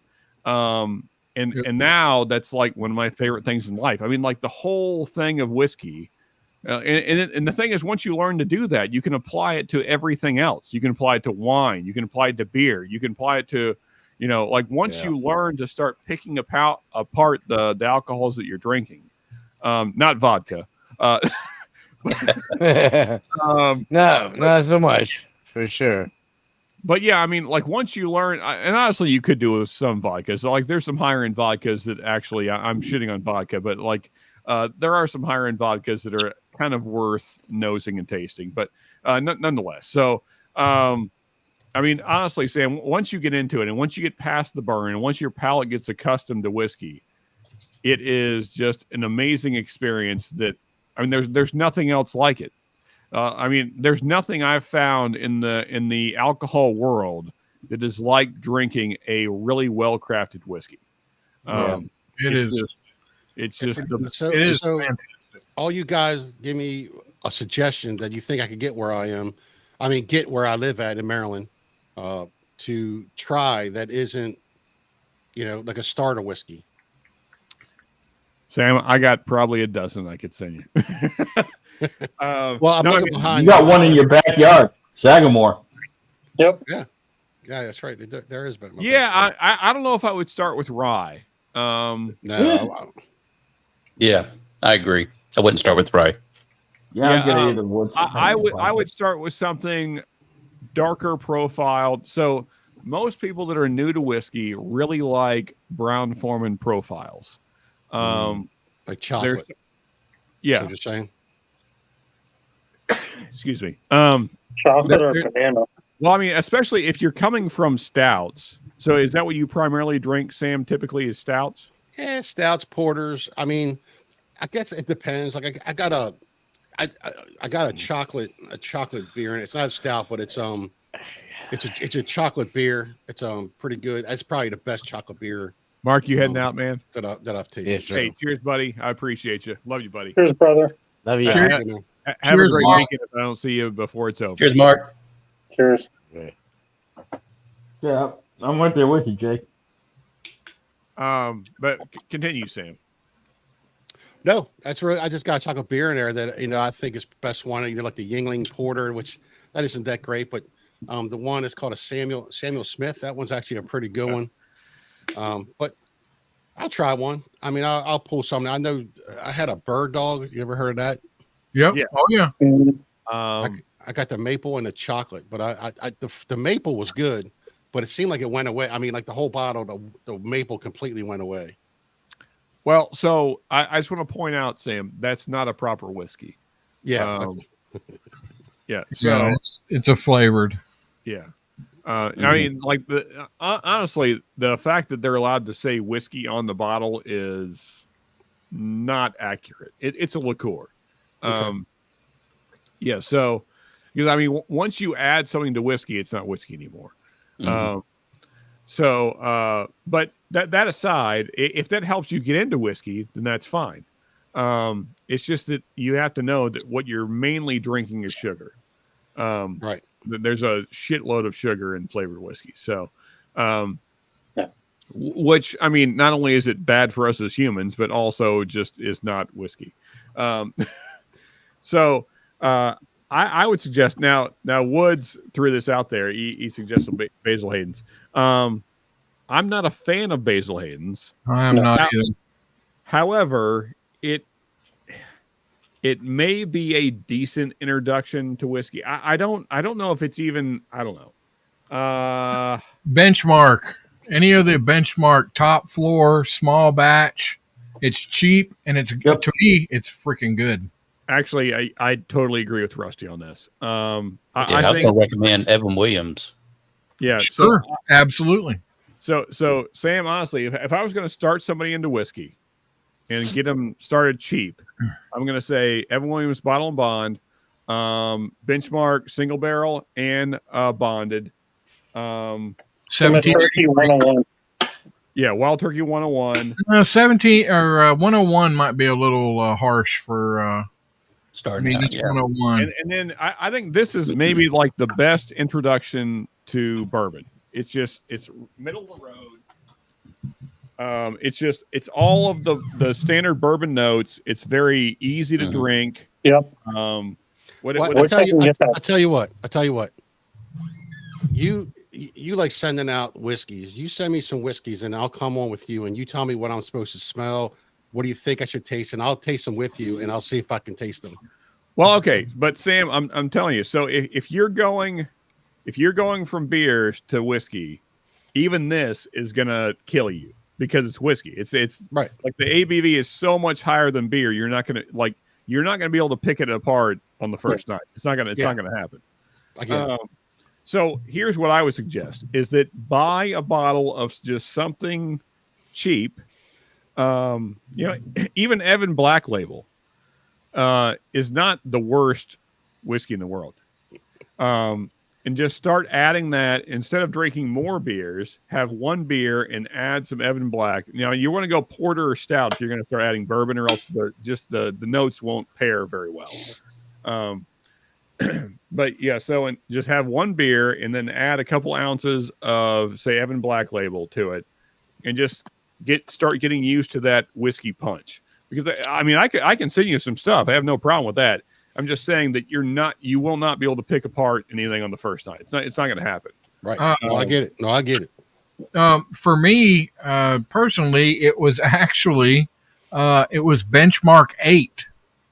There's Benchmark 8 on ice. So I'd pour some in there, I'd put some ice in there, and I'd sip on it, and it was good. But then I got to, this is kind of watered down, but on ice, Benchmark 8. It's cheap. I remember picking up floral notes before I even knew about floral notes. I'd smell it and it'd be like, this has got a little, fruity kind of floral smell to it. And, I'd sip on it on ice, and that was it. And then I moved to without ice and then moved up from there. But yeah, Benchmark 8, sure enough. It's cheap. And to Rusty's point, that might be a good transition for you, Sam. So I would start making, I don't know what you call what I make. It's not a boiler maker. It's not an Irish car bomb. It's just stout whiskey, stout beer and whiskey. So there's not, because like an Irish car bomb is when you drop a shot of whiskey into a stout, which is not what you're doing. So, but I would just start adding bourbon to your stouts to get accustomed to the higher ABV. And like I said, I mean, honestly, I feel like the way that I did it is the best way to get into it, because you just start reducing the amount of stout you're doing and adding more whiskey. And eventually you just your body gets accustomed to the higher burn. And eventually you don't even notice it. Because that's what you're getting over. You're getting over your body telling you that whiskey is poison, which it in fact is poison. It's just that it's a very low dose poison. So eventually you can teach your body that it's poison, but it's okay. Because that's what the burn is. If your body's saying, nope, we shouldn't drink this. This is bad.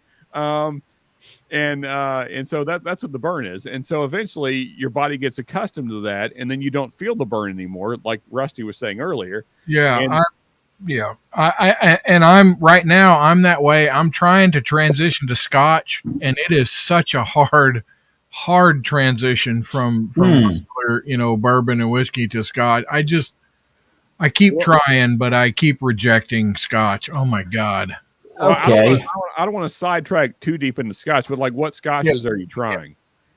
Stranahan's.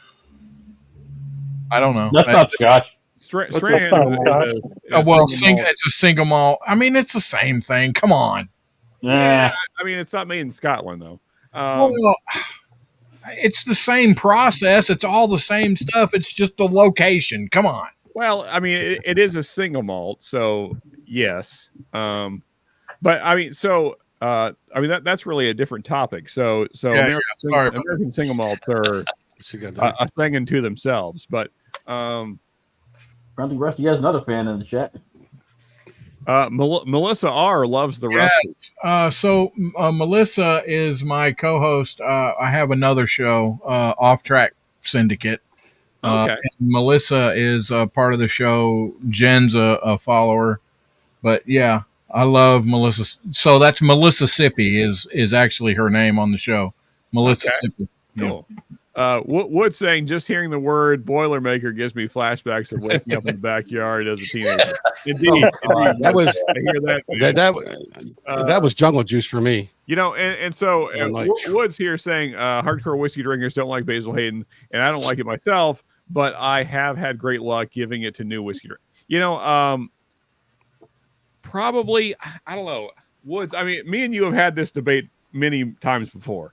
I still don't think that Basil Hayden's is the best way to introduce somebody to whiskey because of the price point.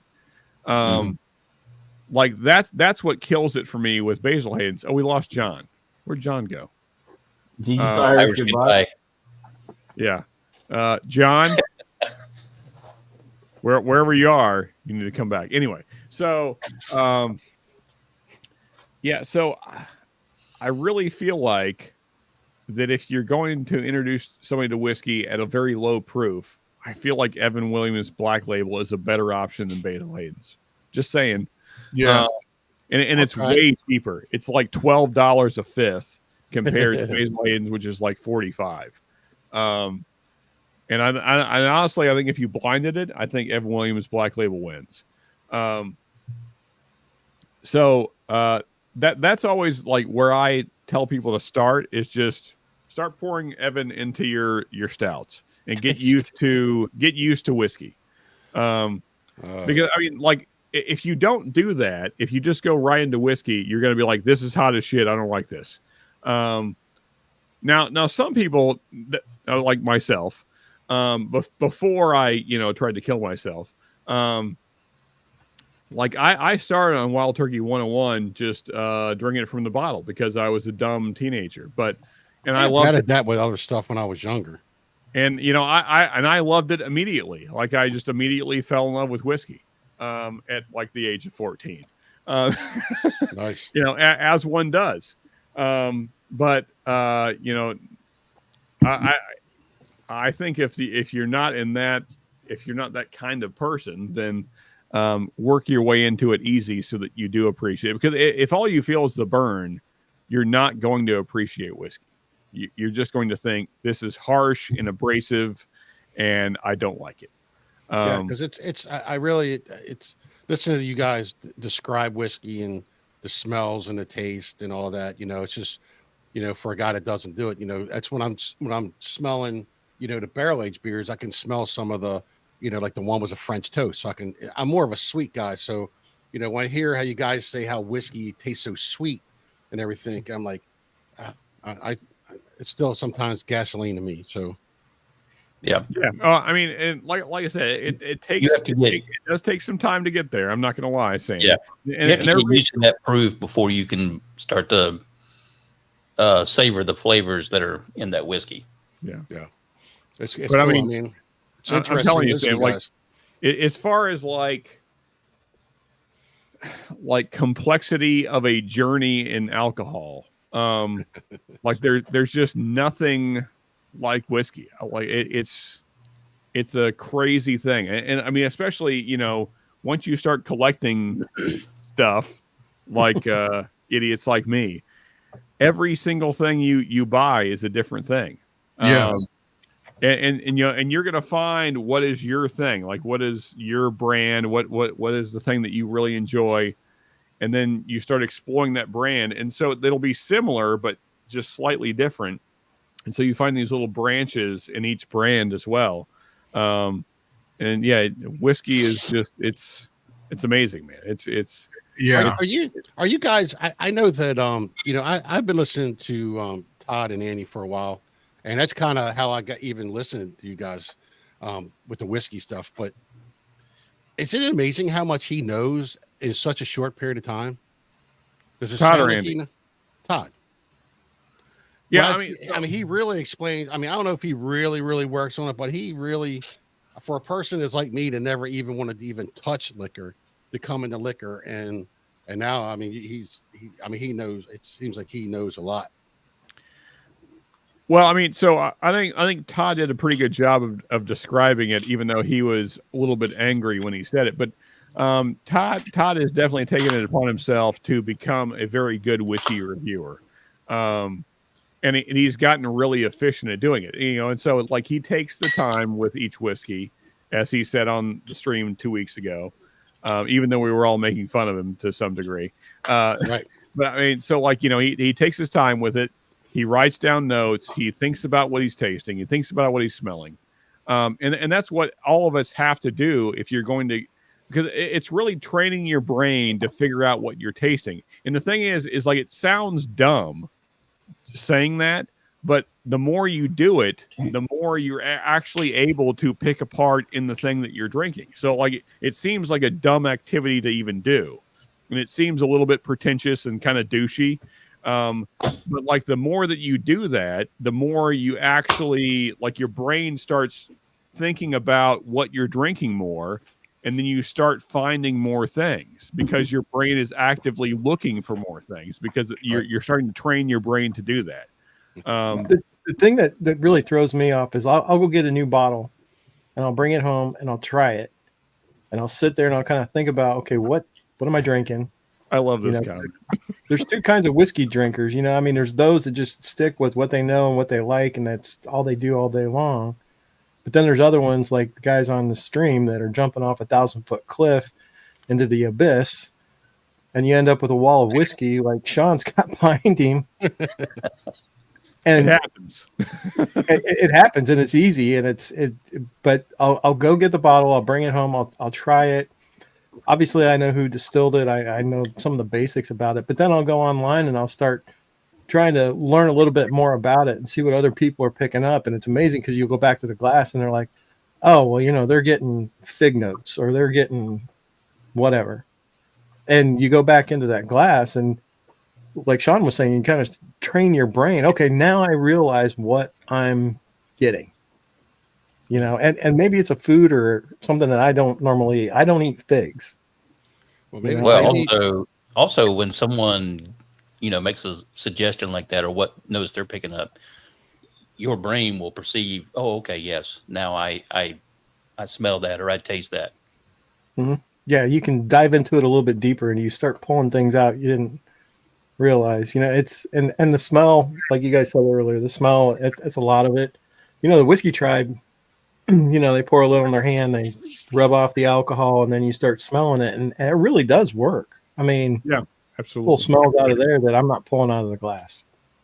Yeah, you just described your other channel, Mash and Metal, because you see guys when they do their metal shows on YouTube, they are just stock full every kind of record, CD, cassette. And it's the same way, picking out what you like. I mean, you just pretty much describe metal in a way too, if you know that.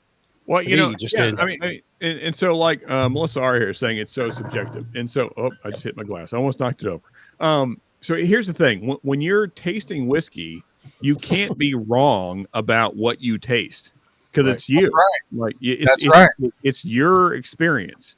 So if you taste graham cracker and chocolate and marshmallow because it tastes like a s'mores to you, that's what it tastes like to you. Like it can't be wrong. Right. Like those are the things that your brain says this tastes like. So I think that's everyone's palate is not the same. Yeah, I mean, it's not even so much that, it's that, I mean, all these different flavors. I mean, because whiskey is really a complex thing. So, so different people have different food experiences, and all your brain is doing is recalling what this tastes like to you. But if you've never tasted figs, then you don't know what that tastes like. Like Will said. Or if you've never tasted creme brulee, then you don't know what that tastes like. So you can't make that recollection. Yeah. So whatever the things are it tastes like to you, that is correct for you. So like you can't have bad tasting notes because it's what it tastes like to you. So like I think a lot of people like feel like it's intimidating because like, oh, these people came up with these crazy tasting notes. Well, who gives a damn? Because that's what it tasted like to them. It doesn't mean that they're right. Yep. Like it's not like those are the only tasting notes you can have that are correct. It's your experience, and that's what makes whiskey so interesting to me. Is like you're finding all these things for yourself. It's like this. It's your experience. Like it's what. And so like finding all these different notes and all these different whiskey. That's what makes whiskey really interesting to me. Is it cilantro that some people taste and they get that soap taste? Yes. Yeah, but other people don't. So yeah, exactly. Right. Everybody's different, and what you get out of it's what you get out of it. So drink what you like and like what you drink. Yeah, that's it. Yeah, and so I mean, honestly, Sam, like if you can find a way to get into whiskey, I think in the long run, as long as you don't get psychotic like myself. I think my wife will keep me in check on that stuff. Because as long as you don't buy 300 plus bottles, then you'll probably be fine. I mean, I would say like the normal way to experience whiskey is buy a couple bottles at a time and just finish those and move on to the next thing, and something like that. You don't have to do this.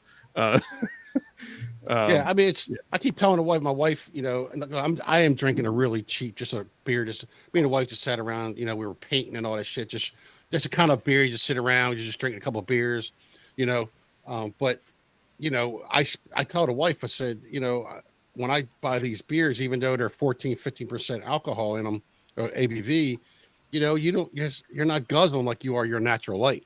You're not pissing all night. You're not drinking water. To me, I mean, when I drink her beer, I mean, I'm like, how can you drink this crap? I mean, it's because it's Michelob. I was like, if you would drink something with a little bit more potency on it, you have to, once you drink it, you got to get your palate used to it. So I guess it's kind of the same thing, Yep, Sam, I gotta say to your point, man. Like I'm about 2/3 the way through all of my pours now, and I have a pretty significant amount left in the bottle. I probably have at least a third left in each bottle, maybe more than that. Stouts are so heavy; it's like eating a steak, man. Yeah, like my stomach is so full, like. It's not even the alcohol. It's just like it's bready and malty and chewy. Yeah. And I'm like, oh crap! That's a good thing about I got beer. a pint of this to get through. Am I going to make it to the Guinness? And I cracked this one first because Sam mentioned Samuel Smith, so I figured I'd pull this one out. So Sam, I was only bringing that up to say this: like whiskey never gives me that feeling. Whiskey never makes me feel like weighed down or heavy or like I'm gonna like explode. Like right now my stomach just feels like bloated. Like I just feel gross. Like it's just like Have any of you tried the 13th Colony Southern Rye? Can't get it here. I could say no. I have the standard rye and I have the bourbon. I don't have that. It's really good. I like, and look, I am just getting into the ryes. So my very first rye was Rittenhouse rye. I liked it. It was good. And this pretty much my second rye. I'm liking it. I'm liking the rye deal. Whiskey gives me wings. So Rusty, where are you at in your rye journey? Like how many ryes would you say you've had? Rittenhouse on this one. Okay. Yeah, all right. I mean, so I think rye is a fantastic category here in America. I really am loving rye, especially American ryes. I mean, there's some decent Canadian ryes as well. But I mean, I love, America is really kind of just blown up as far as the rye game goes. And there's some really, really cool ryes showing up. In fact, last year, my whiskey of the year, it was tied between a rye and a bourbon. Like it was, there was a really phenomenal rye and just a really killer bourbon. So like ryes are just getting more and more popular. There's more companies doing them. And they're just getting better and better. Keep exploring rye is what I would say to anybody that's kind of new into rye, because there's just so many great ryes. Yes. And I want to point out, in case anybody wants to know about veterans, Melissa is a retired veteran from the Navy. She put her time in, and just a phenomenal woman. I'm just saying, she is a great friend, and I love her dearly. Well, Melissa and all of you that have served, thank you so much for your service. I just want to say that outright. Cheers to a fellow Navy veteran. Yes, absolutely. Thank you for our freedoms. We appreciate it. Yes. Yeah. As long as we can keep them. Matter of fact, my whole batch of 21 Goose Island Bourbon County Stouts I gave away at a fundraiser for Mission 22 a couple of weeks ago. So I'm not 22s left. I did not ever join the military, so I can't claim any of that. But my grandfather was, and we were very proud of the service that he did in World War II, and it was rough stuff. And I'm not going to get into it right now. It's some ugly shit, but yeah, I mean, it scarred him for life, but he did some very important stuff over there. So. Oh yeah. Yep. Both of my grandfathers served. One was in the Naval Reserve during Korea, and the other one was in World War II. And we can talk about that next Friday, since next Friday is actually Veterans for Day. sure. Yeah, I got too much alcohol to talk about war stories right now, but so this reminded. So I'll remind you about the album that came out. So we'll get off that topic. Let's do that. Alcatraz has a new album out. That's obviously Graham Bonnet was a singer with that. Yngwie Malmsteen came from that. And so Alcatraz has a new album with a new singer, but in 2020, they had an album. I mean, Alcatraz got like 14. I think it was. They have a lot of albums out. In 2020, Graham Bonnet was on the last. I think that 2021. He still sounded good. He's old as shit, man. He's in his 70s, but he still can belt it, man. Joe Lynn Turner. He's 71. My wife looked at. He's bald. He's got a big belly, but that dude is still singing his ass off right now. That was a good video I just watched. A lot of good stuff, man. That's this guy. He sings with Trans-Siberian Orchestra. His name is Dino Jalusic. He's got a new album out with this band. It's really heavy, but he's got that melodic. He stood in for Cheers, Doc. David Coverdale for Whitesnake. He sang for Whitesnake for a while. I'm telling you, this guy's. I mean, there's so many new albums out that are just freaking so good. I think Priest has an album coming out. My Priest does have an album coming out. Yeah, I heard. I mean, give Halford credit. He is 70 something, and he still sounds fantastic, dude. Yeah, Halford still sounds good. He is like. Has anybody seen him live like recently? I wish. Like, dude, he sounds freaking amazing. Like just like you would think he's still freaking 20. Like he just, it's insane how he's maintained his vocals. I just want to say, I recently heard my wife has also said I have a big belly and I'm doing some amazing things still. Yeah. Right. There we go. Yeah.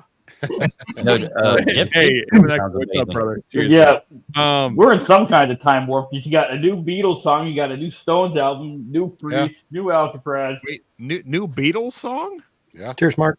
Yes, the final Beatles song, Now and Then, dropped this yesterday morning.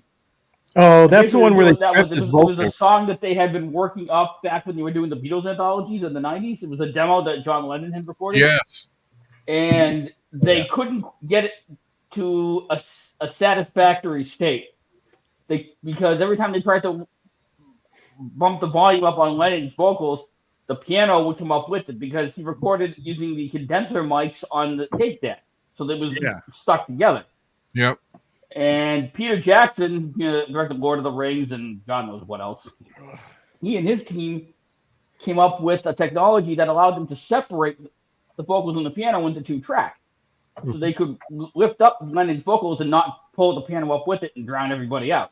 So they were able to finish the track out, and it is officially the final Beatles track. Who would have? Yeah, they tried to do it back in what 80s? The cohesive 90s, like car when they were doing the Beatles anthologies. Yeah, so, they didn't have the technology to do it. So no. Yeah, so just so you know, they did that with a Skynet. Which is, that is AI, which is going to kill us all. So go ahead, love it. It's going to kill us. All right, it's going to kill us. Yeah, it's. Hey, folks, I don't want to bitch out, but I can't do any more of this. Like it's so heavy. Like it feels like I'm drinking like tar. Like it's not even the alcohol. I'm not even like that drunk. Like I'm like modestly drunk. Like it's like my stomach feels like, yeah. Have some bourbon, wash it down. That's what I want to do. Like I really want bourbon right now. Well, there's nothing wrong with that. I mean, come on. Like honestly, like I'm trying to. So this is what I have left. I have this much in the 2021. I have this much in the 2019. And I have this much in the 2020, which is great, by the way. I keep bumping my 2021. I might finish the 2020 because it's really good. But, like, God, it's just like, it's so heavy.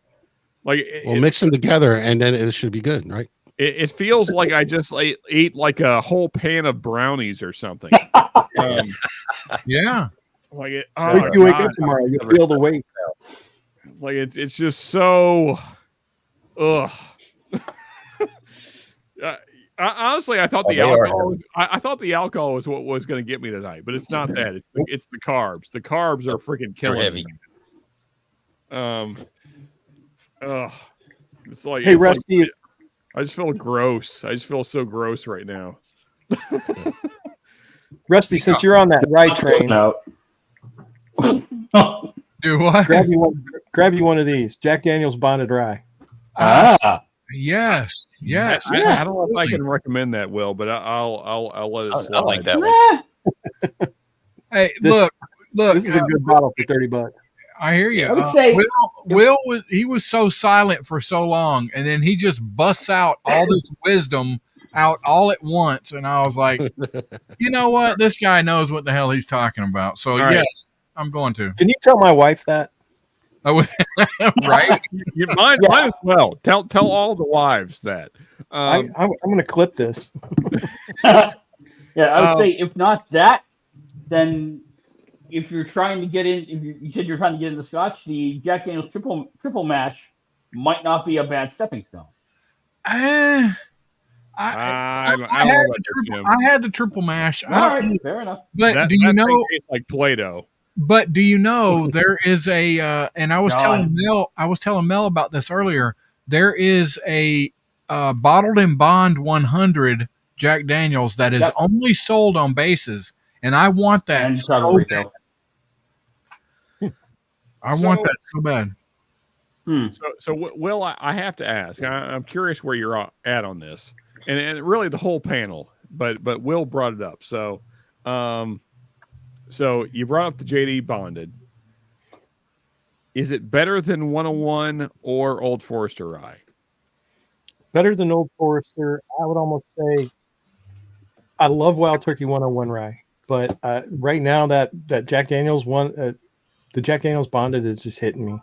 Okay. It's good. All right. Fair enough. Because Old Forester, I like. Don't get me wrong. I do like it. I would take Wild Turkey 101 over that all day long. I agree with that. So here's what I'll say. I think that 101 is more of a rye drinker's rye. Whereas I think Old Forester Rye appeals to people that are coming from bourbon or stouts into rye more. Yep. Yeah, you're right. It might be a good entry point because it's not. I don't think it's as pronounced on the rye spice. Yeah, so much. It's a little bit smoother. And some weird guy in a cowboy hat sent me this. So you got it. Okay, good. I was wondering. It came today. No, yesterday. Came yesterday. There should be some other smaller bottles in there as well. Yes, there are. There is. Right on, Sachi Shane. Yeah. Some Turkey 13 in there. Yeah, and Still Austin October Nancy pick. Yeah, man. So thank you very much. Yeah, so well, if you don't mind, hold on to that Turkey 13 because there's a few other folks that are going to be getting that, and I would like to kind of do a review all together. The Nancy pick, you can do whatever you want. You can have it whatever night you feel like having it. But Mr. Jigs, man after my own heart. That old, if you can get Old Overholt 114 rye, buy it. For $35, it is one of the best ryes you will ever buy. It is so good. I guess I'm going to do it just because you said it. I'm freaking buying it. Yeah. So, I would agree with. So now I'm just not a JD low proof fan, as I already described earlier. So I won't rehash. But maybe I feel like I'm the odd man out here. So if you like the JD Funk, which I find a lot in the bonded, then fine. Otherwise, Old Overholt, which is a Jim Beam product, I think is great. The 114 especially. Knob Creek is a very bourbon drinker kind of rye. I would agree with Woods on that. And then, as I said earlier, the Old Forester rye, also very approachable for a bourbon / stout drinker. It's not very rye forward as ryes go. But yeah, so yeah, I'd wait a little bit longer down the rail line there, Rusty, on before you get into any of the redwoods. Okay. Yeah. All right. I'll definitely take that into consideration. I'm loving. So when after you drink regular bourbon for a while, and you get all the different notes and stuff, the rye just it's like it throws a different funk in there, and you're getting something else. And I'm really enjoying it right now. So yeah, I'm gonna throw out one more, and the only reason I throw this out is because my wife does not like ryes. Right. But we went to a fundraiser a couple weeks ago, and she had the Angel's Envy rye that's finished in rum cask. Mm-hmm. And she fell in love with it. Now it's about $90. Yep. So but sweet. But it has that sweetness up front, and it's got that rye kick on the back end. Right. But that level of sweetness is right. Yeah, I can see that working together. Sweet up front, rye in the back. Yep. So I've been described by many in the community as Christmas in a bottle or French toast. Yeah, it's good. Oh, wait, I mean, it's good. Okay, it's 100 proof. So I can't do it anymore, folks. I can't do any more stout. It's too much. John's calling, Uncle. Give it to the dog. I'll keep going. I'm not a wuss. It's so much. All right, bourbon. Shall we do bourbon? Let's yes, do bourbon. yes. Oh, god damn! Jiggs, Like I'm only drinking at Christmas time. Otherwise, so yeah, heavy. it's pretty sweet. Come on home to bourbon. Come on home to bourbon. Come on now. We're just gonna go with the legend here. Yeah, there we go. Just start There easy. you go. Yeah. John, man. Oh god, my stomach feels like it's gonna explode right now. This is Christmas. what is that? Yeah, what is that? Let me show you here, Will. Old Old man, Man winter. Winter. Huh? Old Man White. Okay, I seen that. Old Man Winter. What the hell is Old Man Winter? So there's a small distillery down in Bardstown called Preservation, and they make this 54.9% ABV, but it is like stewed fruits up front. It's like a cold weather Christmas. Oh shit. Okay. Now, I think this was one. I can't remember if this is a rye or not. It's got the rye flavors to it, so, but it's good. I mean, it really is good. It's very much like a Christmas glass, but it only comes out one time per year. I do not feel good. I'm just gonna say that. Like, I do not. What a I don't baby. feel good. It's not even the alcohol. Like I just feel so No, gross. probably that you've been on a low carb diet for a while, and now you just Oh my ingested god! a shit ton of carbs. Like I feel sick. Your wife's like, whoa. What the hell is this? Go puke all that impurity out, and then come back and rally, man. You can rally, dude. It is so. It's like so heavy. Like I just feel so gross right now. Ugh. You have to listen to my Oh god. Like I'm not like I feel like I'm speaking pretty okay. Like I don't feel that drunk. Like it just oh god, it feels like I drank motor oil. Like it's so gross. Yep. Oh, my stomach hurts so bad. Bourbon, I love you. Yes. Hey, Cheech. Cheers. Cheers. Pretty okay. Yeah, not maybe. Oh, Bourbon Baller Lee's in the house. Cheers, Bourbon Yes, Baller. the bar. I don't feel good. I do not feel good. This is a bad idea. It's way too many. It's way too many. Yeah. Wood says, "Yep, I'm on a low carb too, and cheating can hit you like a ton of bricks sometimes." Yep, I'm feeling it. I'm feeling that. I'm feeling Yeah. it. It's not. No, it's not pleasant. It's. Oh my god, it feels. Sean's gonna. It's not even like throw up feeling. It's like it's hard to even explain it. It's like someone's punching me in the stomach. Yeah.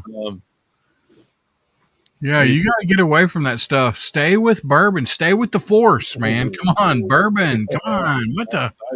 My whole Right. even bourbon doesn't taste good now. Like everything just tastes bad. Oh no. Like I just feel so gross. Ugh. Jake. With you, you're gonna have to drop a brick later. Yeah, probably like multiple bricks. Like So, I'm gonna just like lay a whole foundation for a house later. And maybe Sam can speak to this since he did bring up Samuel Smith's earlier. I've had this tonight, the Imperial Stout, and I've had one of the oatmeal stouts. And supposedly the oatmeal stout is a very sessionable stout. I think this is better. You know, there was pound these. I had the choice either get the chocolate one that I had or the oatmeal stout, and I won't lie to you, I picked the chocolate one again because it was. Is that the organic chocolate stout? Yeah, that's the organic. I saw that. I almost bought that. You know, I've tried a couple chocolate stouts, and that right there is the best one that to me.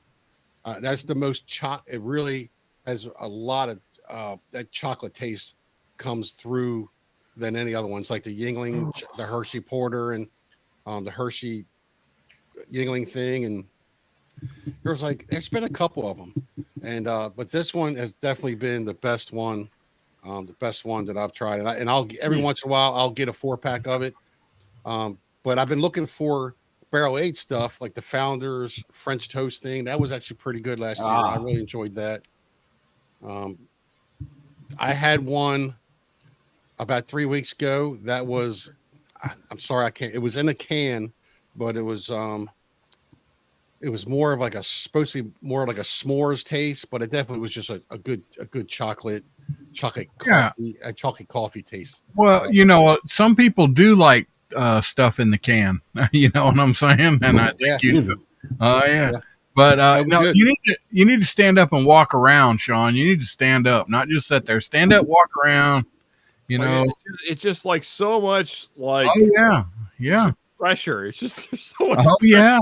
You gotta poop, dude. Just go take a dump. So gross. You just gotta take a poop. That's all. Yeah, something. Oh my god! Like, okay, I want to say this. This is the last time we're celebrating International Stout Day. Oh my god! Holy hell! This is awful. Like I'm not even that drunk. It's just awfulness. It's just so awful. Oh, it's so this is bad. Oh, that's fun. This is a terrible way to live life. Fuck you, carbs. Exactly. Oh God, this is like my bowel. Okay, Phil, he's got COVID. Yeah, I think I just got COVID like right now. I think I got COVID right now from drinking stout. It's so funny about. I mean, I had to go to the doctor, and they're starting to make these people start to wear masks again. Oh dear God! Here's what it is. Yeah, I'm not wearing a mask ever. I'm just saying inside the doctor's office. I'm like, come on, people. COVID only kills the weak. Get stronger. Yeah, don't drink stouts, right? Yeah. Don't drink stouts. That'll make you weak, and then things are not going to go. Oh my God! See, Mr. Jake, who's like, F. Edwards said, "Let it go, let it go," and a bunch of poop emojis. It doesn't even feel like poop. It's just like pressure. It's just like my inside just hurt. Yeah. Yeah, that's exactly it. T-Rob, it's International Poop Day. Good follow International Stout Day. The thing is, I thought this would be so much more fun in my brain. Like I thought I'd just get really drunk. No, it's just like I'm trying to be in work until 11. God. You got to be at work at 11, you said, or tomorrow morning? Yeah, tomorrow morning. Holy shit. Yeah, because I'm gonna- usually I'm in bed. Like I said, I get up. I'm usually in bed about 6, 7 o'clock, and I get up about 1:30. And I on my mean, way into work, I listen to you guys. You know, on the Mash and Metal. When I usually don't, but I figure I actually asked him. I was looking for his I was like, damn, finally I get a Friday night off. I come up there to get on Mash and Metal with him, and then the son of a bitch ain't having it. What the hell's going on? You know what? I think we need to do an impromptu Mash and Metal because come on. I can't drink any more of this shit. Oh my God. Yeah, I mean, Sam, I made the joke about the Postal Service because I work for the Postal Service as a clerk. I was supposed to be in work at 6 tomorrow, but I switched with the other clerk because someone has to come in and do some janitorial hours because our janitor is on leave. This is gross. All right. You Yeah. Like, All right. I didn't apply for a janitor job. Fuck you. So I poured 101 on top of a little bit of I'm actually stout. stuck in your gut. Nice. No, it's not nice. Now you go go. My live streams to poop. All right, now we're just gonna skip. Pick up some We're gonna colon skip below. straight to stuff that doesn't suck. C923. Yes, sir. I'm sorry for any of you out there that are still drinking stouts on the nightly. I can't do it, man. Good Lord, oh my God, my bowels are like gonna rip themselves apart right now. Screaming. You know, The problem I have is I have to pee. You know, I just, as I always do, I wipe the side of my bottle when I pour whiskey because I don't like whiskey running down the side of my bottle. And just that little sip off my hand was the best thing I've had all night. Okay, let's roll this around the glass here. Look at this beautiful nectar of the gods right here. It's just a little bit. It's just a little bit, but prescription bourbon. All right, I'm fixing to go get some. I'll be right back. Let It Go sung to the Frozen theme song. So good. So I got lucky. I got lucky tonight. So tomorrow's our youngest, the twins, turned 21. Oh, nice. Your twins turned 21? Yeah. You take them out and teach them how to drink? I'm 55, but my wife's 40. All right, I'm sorry. I'm a 56. That's right. My daughter's almost 40. So I guess what am I thinking? Yeah, my wife's 15 years younger than me. She's 40. Yeah, you don't look. And they're actually her boys. You definitely don't look 55. Thank you. But while I was in there, he pulled out a bottle of Shanks. Ah, holy shit! Nice. So I snagged it, and it's actually bottle number 1 of 2,230. Nice. Of this specific batch. I didn't realize that till I got home, but it's bottle number 1 of that batch. So either it's going to be really good, or that's from Michter's, right? Yep. I've seen that, but usually when I see it for high enough prices, I'm like, no, it can't be worth it. Him and Ecker's saying you should see him in better light. Well, that's my secret. Yeah, so I think this is the first beer stream I've ever done on this channel. And the last. And yeah, it's the last. It's going to be the last. Oh my God. I feel so terrible right now. You're missing out, man. You need to get home. Like not even drunk. I just feel awful. What's the saying? Beer before liquor, never sicker.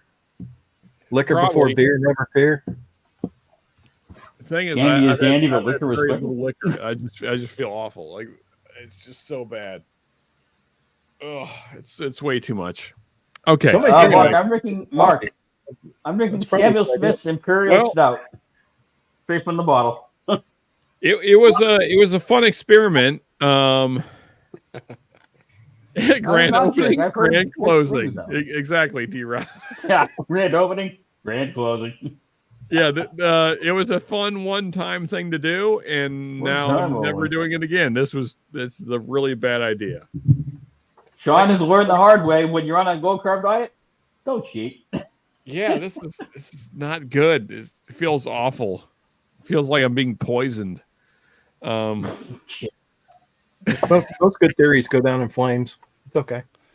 Yeah. This is really. I can't really explain to you how unpleasant this is. Like you just need a it really started, big. It started fun. It started really fun, and then it's not fun now. You need a fart. It's all. Like no, that's the thing. It's like it doesn't feel like fart pressure. It doesn't feel like poop pressure. It's just like my bowels ache. It's just like this aching. Hold on, pain. give it time. It's got to work its way south. Yeah. It's probably that you're full of gas. Lie down on your stomach. I'm sure Dr. Remenacker will agree. Tomorrow you'll be scaring the dog and waking the dead. So probably. All I know is that the C923 is by far the best thing I've had all night. Yeah. Oh yeah. There it is, right there. C923. Is that larceny or ECBP? EC. I haven't been able to find that up here in Massachusetts yet. I'm looking for it because I have the first two from this year. Ugh. But I found B523, B522, A122, A123, C921, not C923. Hey, so John just sent me a message on Facebook. He said, "Cheers, brother. Done for the night." Yeah, I figured as much. I don't blame him. Like he's also been drinking a lot of stouts with me. Oh crap! What was it? Like it just makes you want to go into a coma. Like you just wish you were in a coma. So sleeping is the next best I'm gonna have to look for it. God, thanks for the heads up. You know, I'm sorry. There's another old band out there that actually has. I'm sorry that has a new album out. That's Prong, dude. That album is freaking Prong. You know, you guys ain't that young. Kind of, Mark. It's a band called Prong. They did Snap Your Fingers, Snap Your Neck, or Snap Your Fingers, Break Your Neck, something like that. You guys ever heard of that? No. Holy moly. Oh, all right, well, Jason. band called Prong, that's really good. And KK Downing Priest, he's got a new album out too. He's got Ripper Owens. Oh yeah, was it KK's Priest? Yeah, he's got Ripper Owens singing with him. Yep. Still. Did Dokken drop a new album this week or last week? Yeah, that's on Dokken still kicking. That's not too freaking Dokken. That douchebag. He can't. I don't think he can sing too good anymore. And okay. It was. I guess for what it is, I guess it's not that bad. But so I would love to get the panel's opinion and also chat. My personal opinion on Dokken is this: the worst part of Dokken is Dokken. I have no opinion. I don't know nothing about it. And the best part of Dokken is George Lynch. Right. They've had some. I think they had some pretty good songs, man. I think Don Dokken. I was listening to him on a song the other day in his younger days, and I still think he can sing. It's not, it's bringing back the tone you're looking for, but I still think he can sing back in the day. I got to piss. I'll be right back. Yeah, you got to take a dump. Help. What you got to do? Like, go. Just so many ounces of things. So yeah. Yeah, she's like Dokken, man. 16-ounce bladder, 20-ounce big gulp. Do the math. Yeah, now I think the Troy Man, what's up? Yeah, Dokken had some good songs, but I'm not sure he meant it this way, but Dokken was their own worst enemy was Dokken, and I think that was Don Dokken. I think he tried to control that band too much, and he kind of stifled a little bit. The videos were bad. Opened up. But they had some good songs back in the day. I mean, Tooth and Nail. Yeah, the videos were bad. They didn't help themselves with the videos. I thought the song with when he did Nightmare on Elm Street, I thought that was a good song. I was listening. I heard that the other day for some reason. That was pretty good. I had forgot about this. So, and if this is any indication of where Dokken is now, it's not a good one. One of their gigs this year was the Eastern States Exposition, which is the Big E, which is the state fair for all of New England. Yeah, Yeah, I was like, what the fuck is Docking doing in a state fair? hey, It's called needing money. Yeah. That was You just checked. we have a fair down here we're at. It's like a real local fair. You had Vince Neil come down here and sing 3 songs. Oh my God, it was really bad.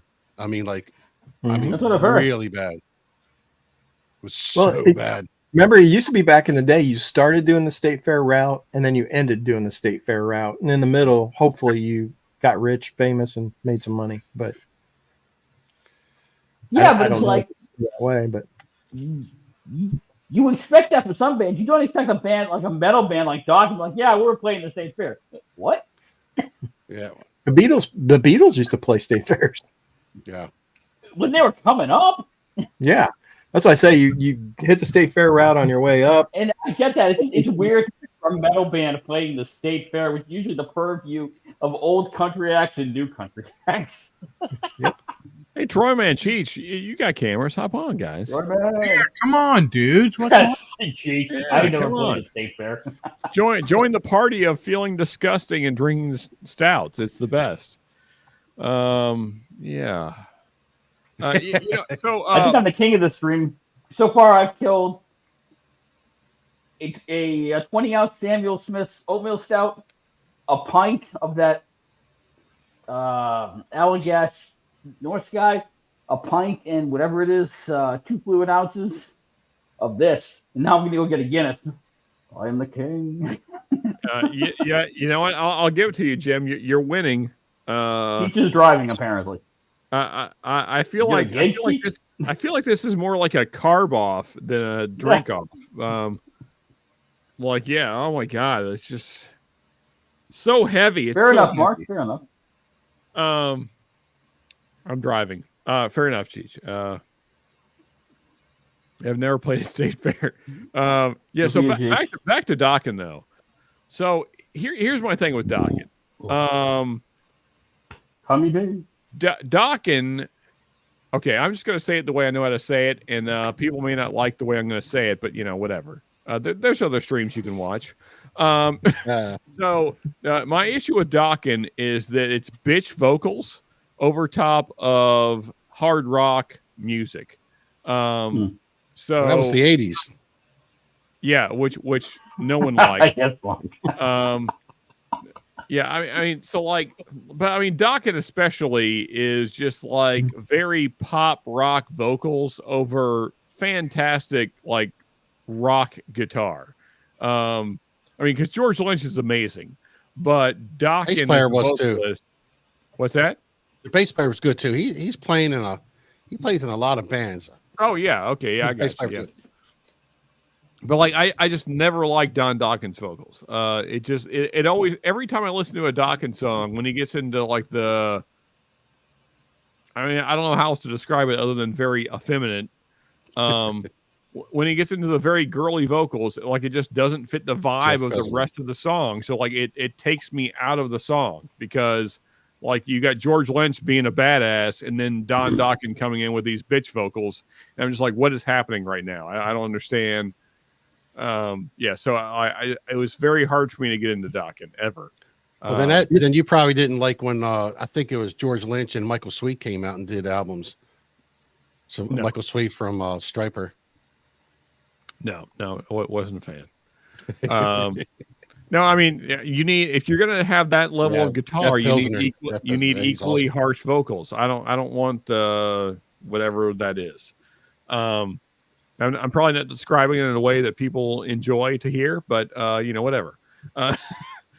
Also, Jigs is poking the bear. Wait a second. I heard a boop a second ago. We have the Troy Man in the house. What up, guys? I'm going to join you guys in the misery. I'm going to have a Elysian pumpkin stout. Yeah, there you go. Oh my God, pumpkin stout. Oh, yeah. Dude, so many carbs, man. So many freaking carbs. Well, did you get that at Starbucks? I don't get my ground to Troy Man. He's drinking a pumpkin stout. Ugh. Well, it's left over from Halloween. Leave me alone. You know what it feels like? It feels like somebody stuck like the helium nozzle in my mouth and just like filled me up with gas. Yeah. Like I keep burping. It's just I feel gross. You just gotta fart, dude. I'm telling you, it's just coming out the wrong end. You fart, you'll be fine. Yeah, stand on your head for a bit. I mean, I'm just totally being honest here, Sam. Nothing has come out that end. It's just like all indigestion and like just it's just not good. I did not drink stout because I wanted to drink whiskey. That's fair point. Fair enough. Mark. Yeah, I'm not drinking whiskey tonight. I did that. I should have done that. Tommy D, what's up, man? Cheers, buddy. In My Dreams by Dokken. Yeah, In My Dreams is okay. I don't love it, but it's okay. It's not my favorite Dokken song, but it's good. I mean, like again, George Lynch makes Dokken for me. Like George Lynch saves most Dokken songs. So yeah, I mean George Lynch is a beast, but aside from that, I could give a shit about Dokken. Exactly, Tommy D. Yeah, that new album dropped from that's band from Spain, Angela Sepultura, I was telling you about. God damn, that's a good album, man. That is such a good album. Freaking jigs. I love that, man. I don't know how he does. I wish I knew how to do it because I'll be putting that up there in a minute. That's funny shit. Damn, Jim. No, I think Lynch Mob is better. Yeah, I would say Lynch Mob is better than Dokken.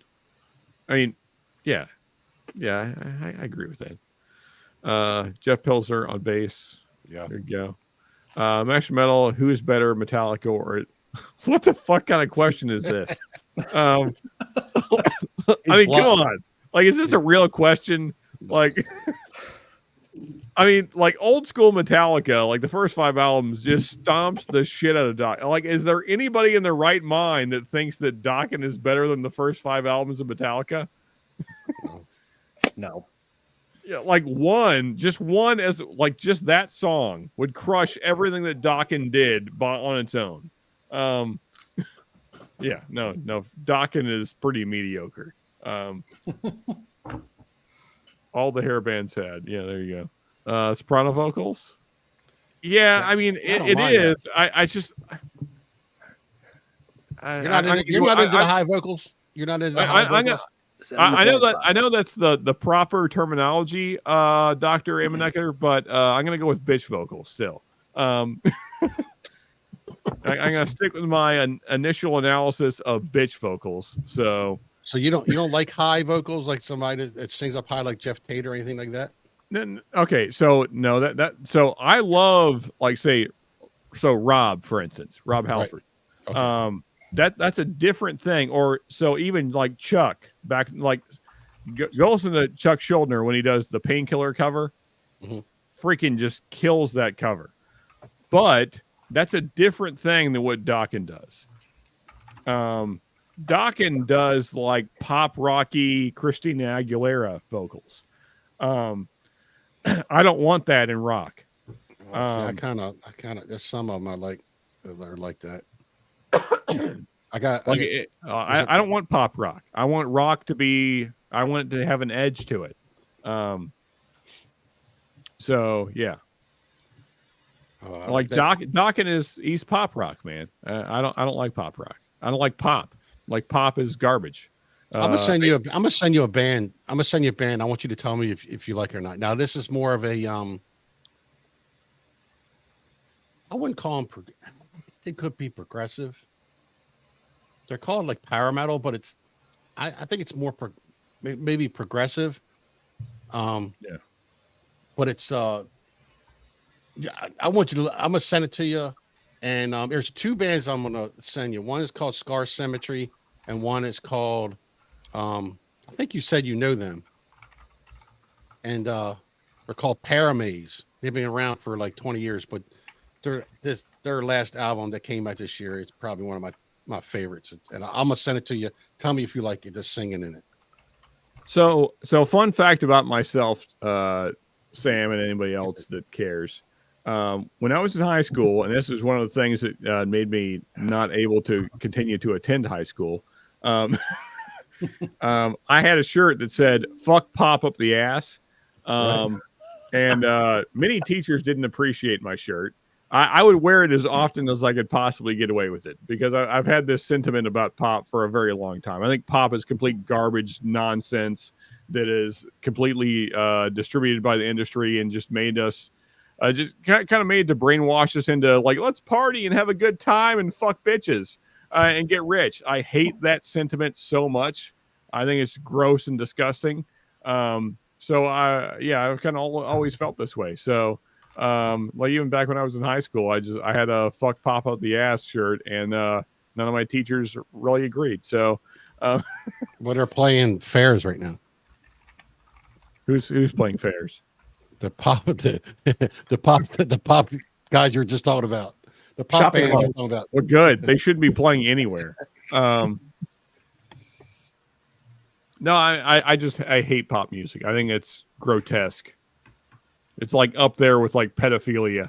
I freaking hate it so much. That escalated quickly. Whoa. Yeah, I mean, I'm just saying. Like, I mean, honestly, I think I think pop music is grotesque.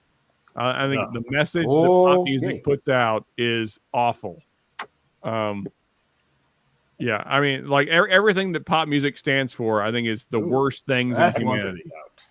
I mean, pop music stands for partying without any kind of regard for your future, getting women pregnant without having any responsibility, partying and having no kind of common sense, seeking riches over any kind of morality. Like, pop music is everything that's terrible in life.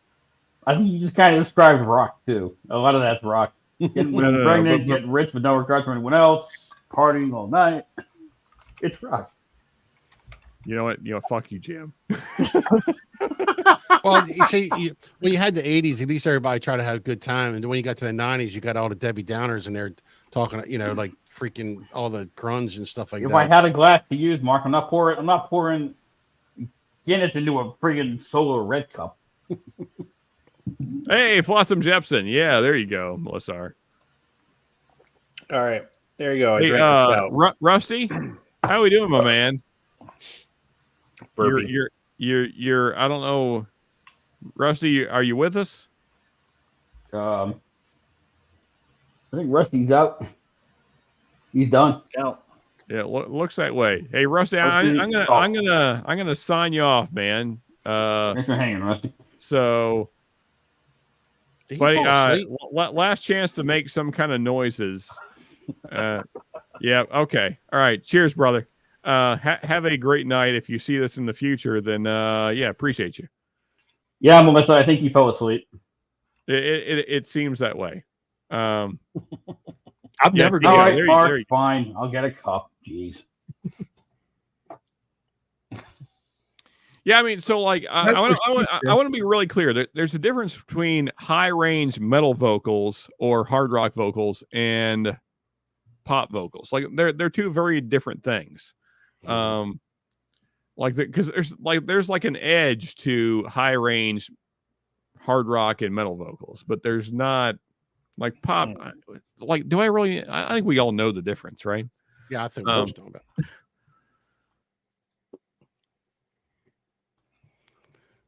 Yeah. Rush is fine. I'm good with that. I wouldn't consider Rush pop at all. Regressive band. The boy bands of rock. Yeah, that's exactly Melissa R. You should play some NSYNC. I resent that shit. Nope, not going to do it. You'd have to pay me a lot of money to play NSYNC on this channel. What's a number? Give me a number. $1 million, Troy. Oh shit! Okay, that's a little out of my price range. Well, that was the goal. That was. No, I would rather stay broke. King Diamond is what I'm trying to say. I'm sure he's okay with. He probably just had a little too much to drink. That was King Diamond, Melissa. I just pulled a CD out, the Abigail album or CD. That was good. I love that. Yeah, one. King Diamond. Yeah, King Diamond. I'm just getting this. I'm a little Winger versus Nickelback. Yeah, wholesome bands like Steel Panther. I'm with you, Troy. Hey, come on now. Look, let me tell you something. Winger actually has a new album out this year too, and it's a lot. What's going on this year? It's you wouldn't think it's Winger. It's more like dark sounding. I don't even know how to say it. It's not bad. You got all the, I mean, they're great. I don't care how bad they sucked. And I think what screwed them up is all the dancing around. He did all the pretty boy stuff, but they were some really, really great musicians. And they got a new album out this year. I would say check it out. I mean, it's a little, it's not what you would think. It's not all dancy prancy. I mean, and I think it sounds pretty good. You can talk to Andy about that. You know, that was actually Winger's actually a good album this year. So Norseman, I think like Queensryche is kind of on the edge, especially their early albums. Their later albums I don't love as much. But the first 3 to 4 albums from Queensryche, like they're kind of on that edge of still being rock or pop rock. But there's some decent songs in there to answer your question. Fellas, what do you guys think on Queensryche? Would we call them prog rock? I mean, because they're kind of I would say they're definitely prog. Yeah. Since I mean, so like I wouldn't say prog rock. They're progressive metal, I think is the term. I think metal is giving them too much credit, but I'll let it slide. Well, they're more prog, but I mean, my favorite. I was just listening to that. I had a 3-hour drive. I pulled that Warning album out, and the Warning album is probably my favorite. I love that album. I mean, Jim, in my opinion, just saying, to get to the metal level, that's the highest tier of all rocks. So you have to graduate your way up to that. So Queensryche's not quite there. They're still they haven't graduated to greatness yet. He was extra touchy. You see what Melissa said? Sean, I think Mark's got some requests. He wants a super chat. Oh boy. There are no super chats on this channel. No, Mark's asking for it. I think he wants to request some songs.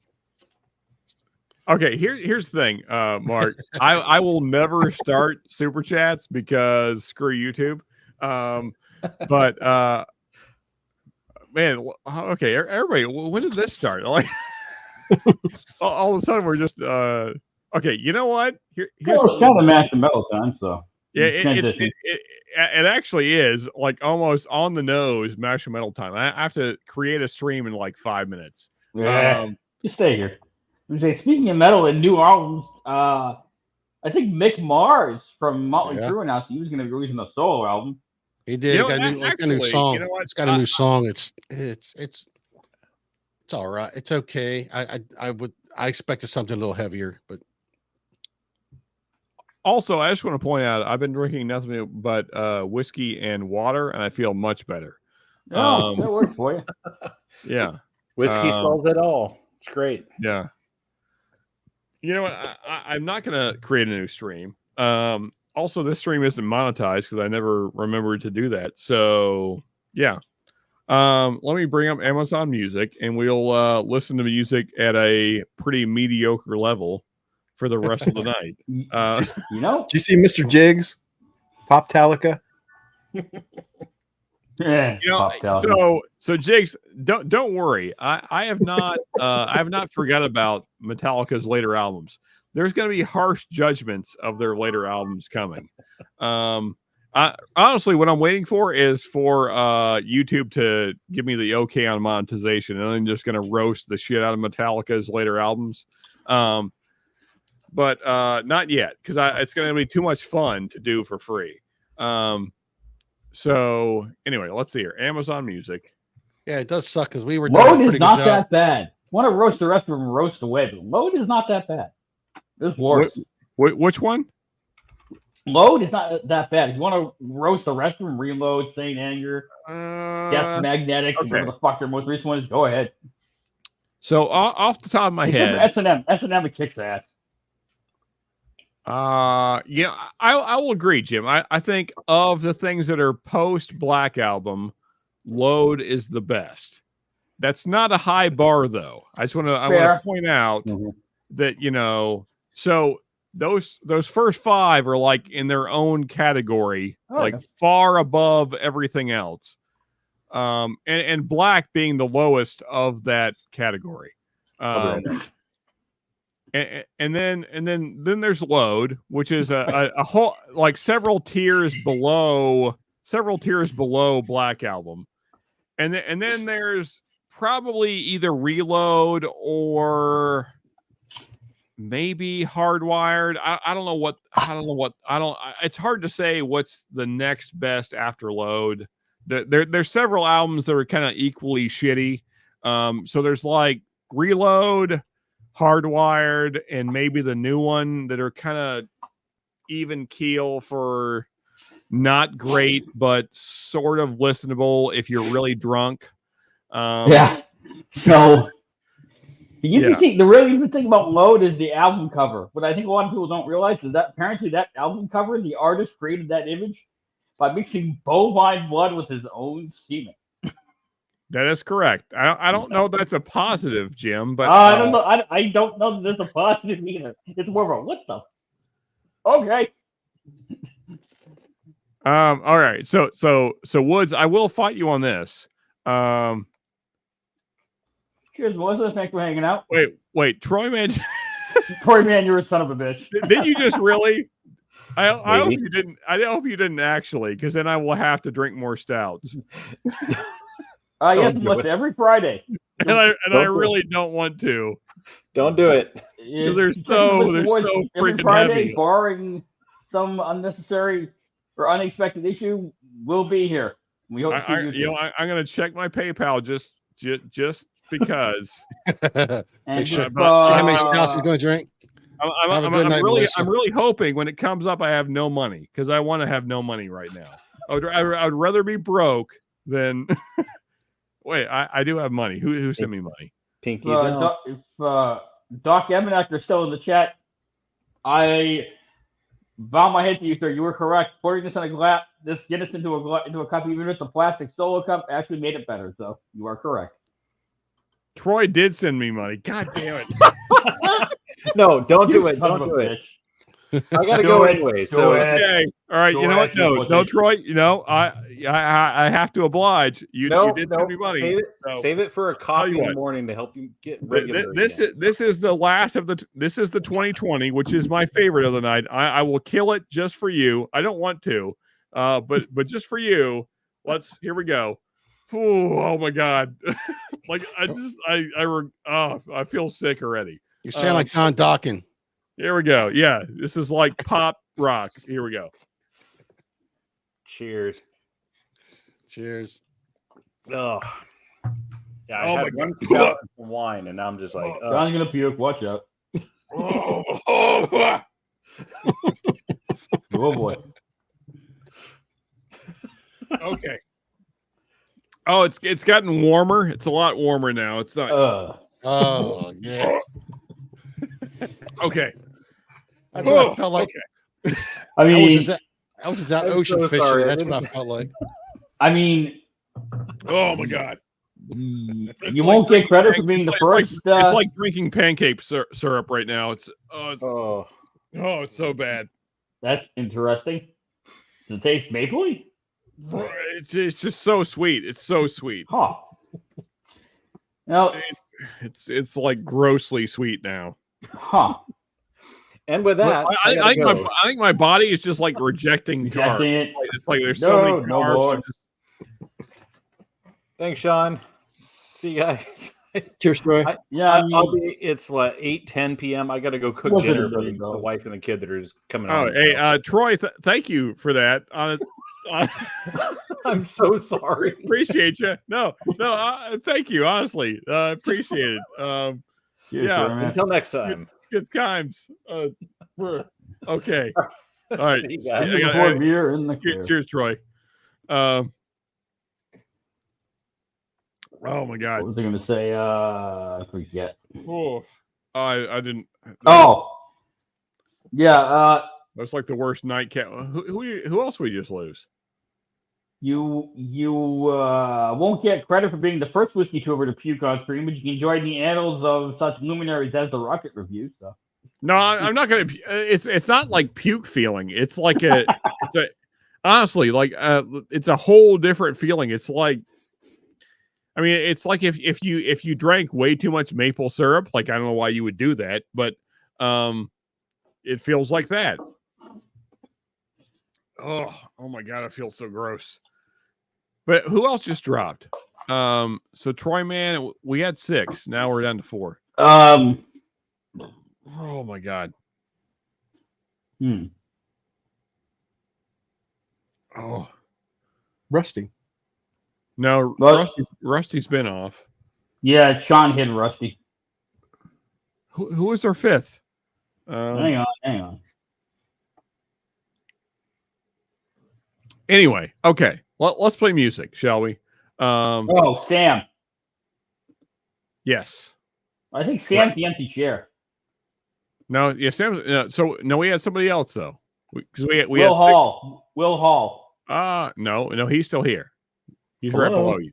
Then you had too much to drink and hallucinating because the 5th would have been Troy Man. Do we not have 6? I feel anyway. Nope, we haven't had 6 for a while.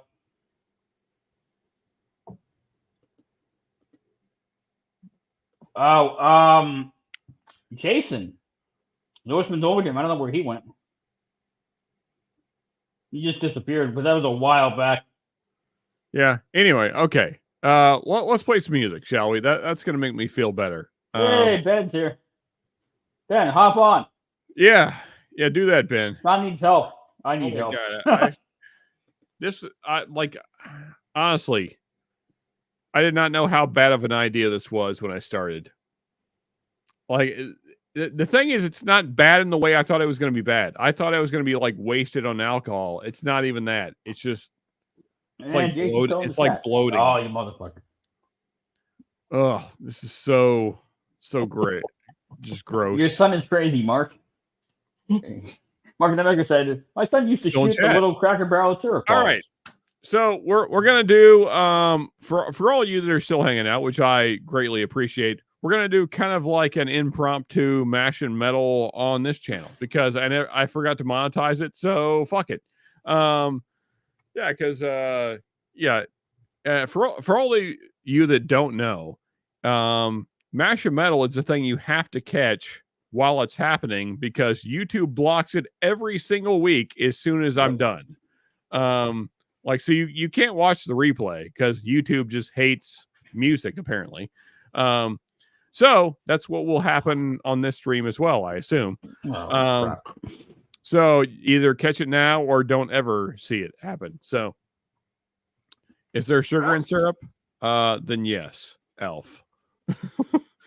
All right. So as we always do on Mash and Metal, we start with the panel. It looks like several people threw in a request, even though we weren't even asking for them. So we'll get to those as well. But as I said, we will start with the panel. And I will just say, and this is something we'll probably start doing on Mash and Metal because we usually have way too many requests to get to, but we're not going to do it tonight, just saying. But in the future on Mash and Metal, we'll probably do requests for a monetary value, but I want to make it low enough that it's not like, it's like a minor inconvenience. So Cash App, PayPal in the future, but not tonight, just to be clear. Because I mean, usually I have so many requests that like there's no way I'm going to get to all of them, and so then people feel left out. So to thin the herd slightly, I think what we'll do in the future is like something like $2 a song or $5 for 3 songs, something like that. So it's not like a crazy amount of money, but just something to slow down the amount of requests that we're getting, because usually I'm just overwhelmed and it's just way too many to get to in a night. So that said, tonight it's all free and we're way too late to worry about me keeping track of anything. So Jake says, I request no Metallica. Just saying. Fair enough, buddy. Okay. Let's start with Jim here. Come back to me. Man, my allergies have been killing me. All right, Will, anything? No, I wasn't ready for it. Take one from the peanut gallery. Okay, fair enough. All right, we had a couple requests very early here. Let me scroll up. There we go. Norseman, who is still here. He just checked in not too long ago. Queensryche Empire. I will definitely play that. I think that's one of their better songs. So,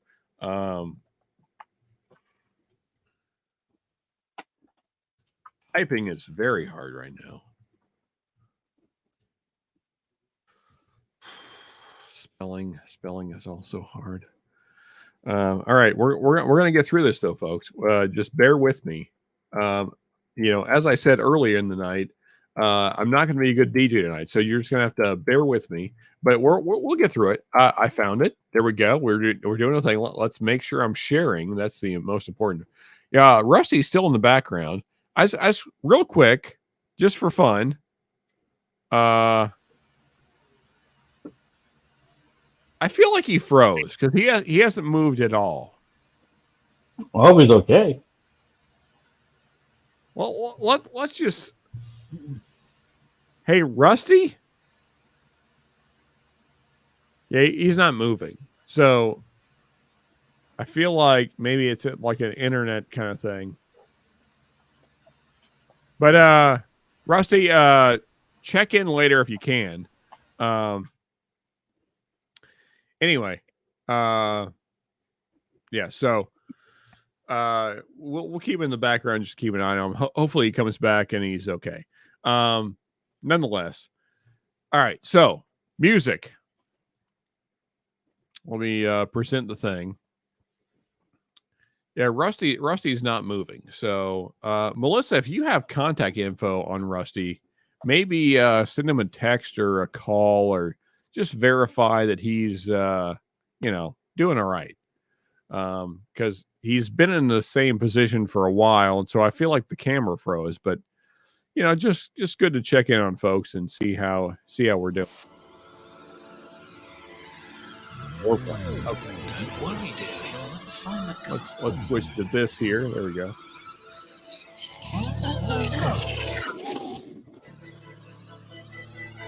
And this Empire?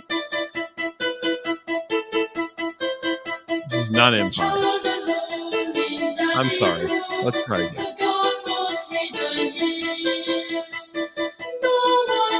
Pause that. No. Here we go. Let's try again.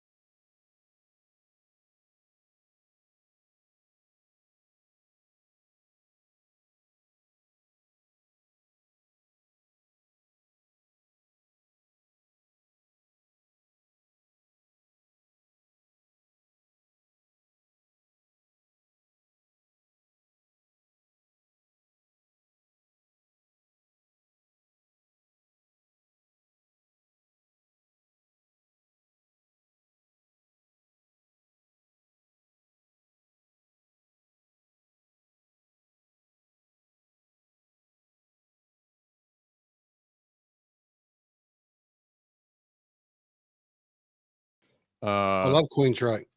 Okay. Jim? They're Will?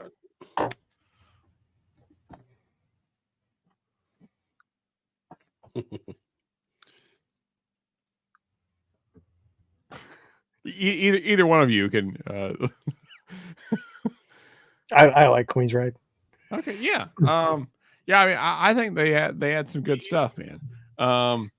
They're on that edge, kind of as I stated earlier, of kind of getting into maybe pop rock, but I think they had some really great songs as well. So, yeah, I think Queensryche is good stuff. So, you're lying. You could just, are you okay? What now? You sound like you got that face on you, like I'm lying right to everybody. No, is that the face I'm giving? Yeah, it's completely. I'll try and be more genuine than this time, Sam. Let me look right in the camera. I think Queensryche has some fantastic songs. Yeah. No, Bobby in the house. And yeah, there you go. Bobby, again, man, great stream. Monday, Tuesday, I don't know. All my days blend together, but whenever you had David on, man, that was a great stream.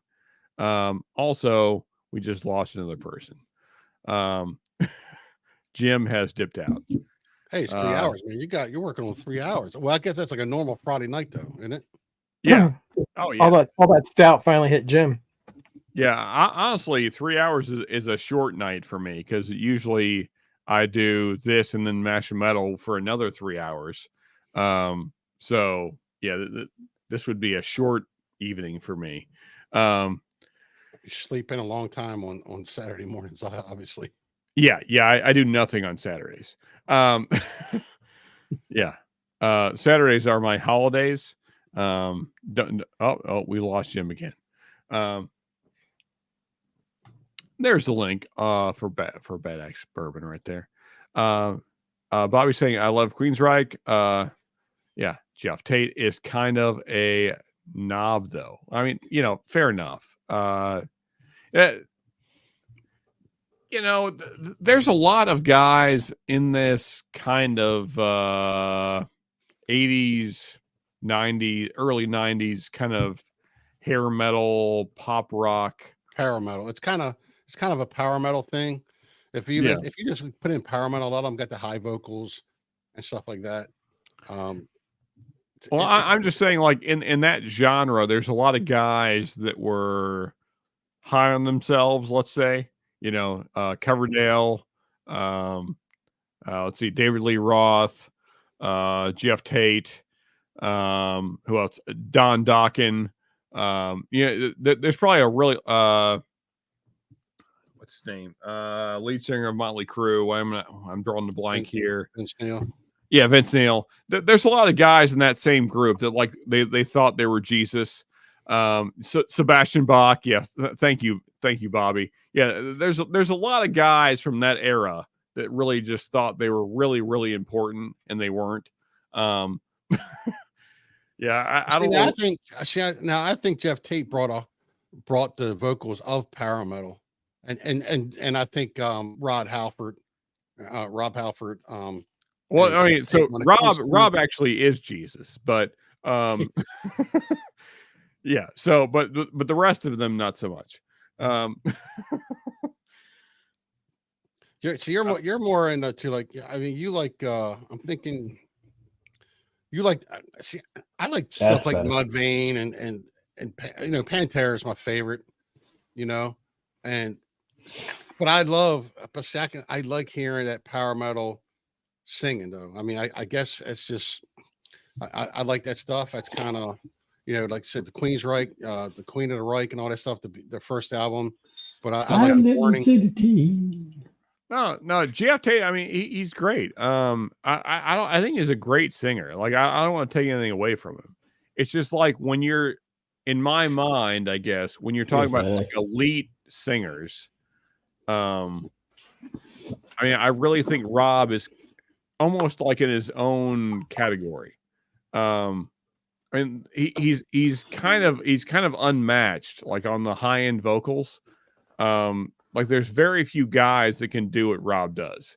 Right. I mean, I'd love let's throw it out to the panel and chat. Like who matches Rob like on high end vocals? I'd be curious to hear. Who, Halford? Yeah. Nobody. Ripper Owens can do it. I mean, maybe Ripper, and even then, he's just imitating Rob. The high notes that Halford hit in his prime, holy hell!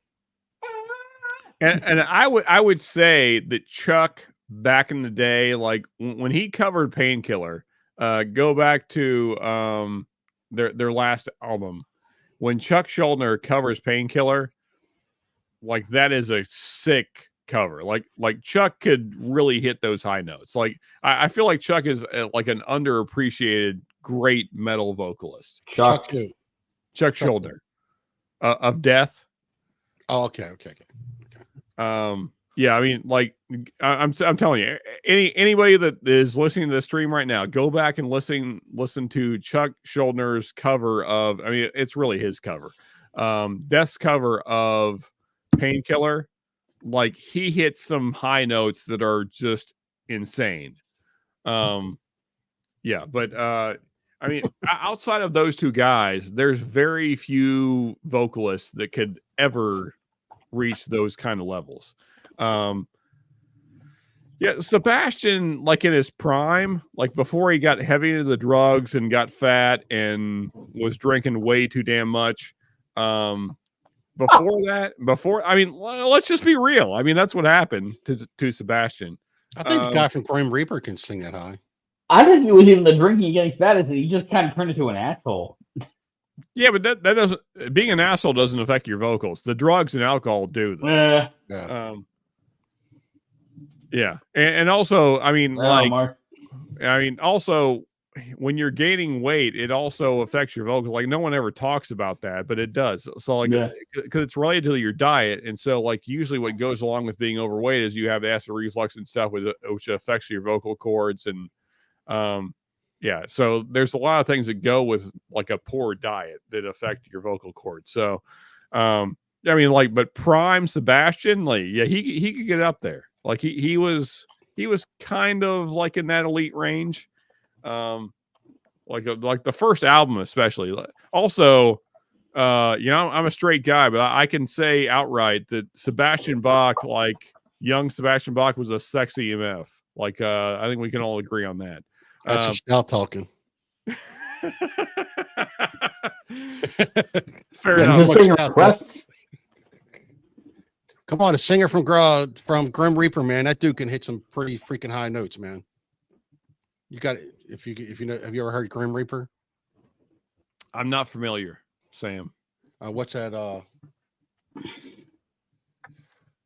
What's that song? Bring no evil. You gotta look it up. Look at it one time.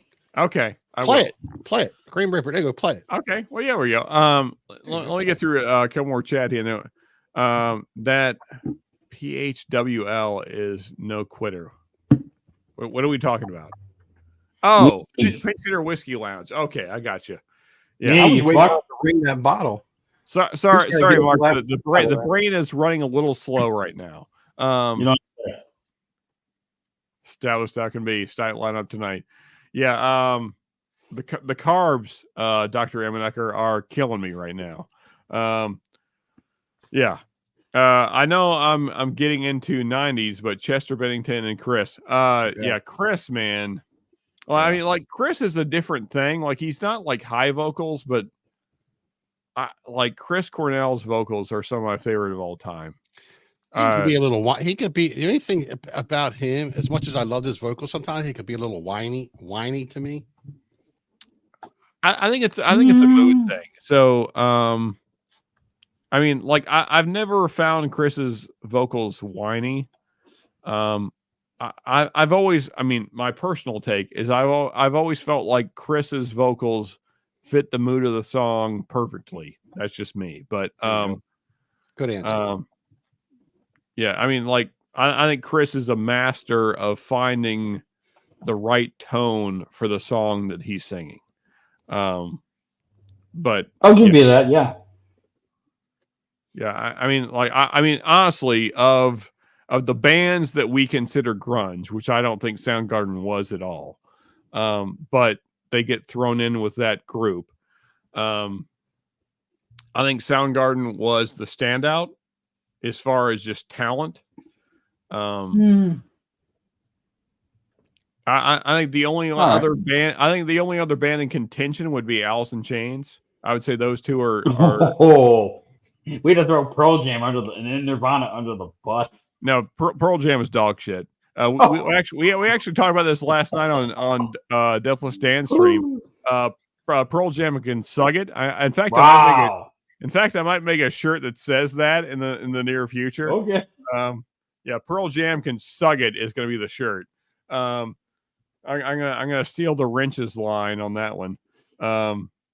Yeah, no, I think that Pearl Jam is incredibly overrated. Just like the most boring dog shit, waste of time, average music that's ever been created on. And also, yeah,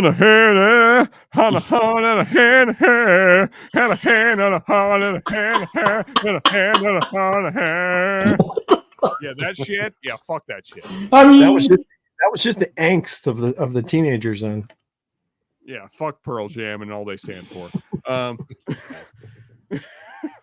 Yeah, I mean, if you like Pearl Jam, whatever. I don't care. You can like whatever you like. I just think of the four, they're the worst. So that it just in case you don't know what the four are. So there's Soundgarden, Alice in Chains, Nirvana, and Pearl Jam. Those were the big four of grunge, and I think Pearl Jam is the worst by a mile. And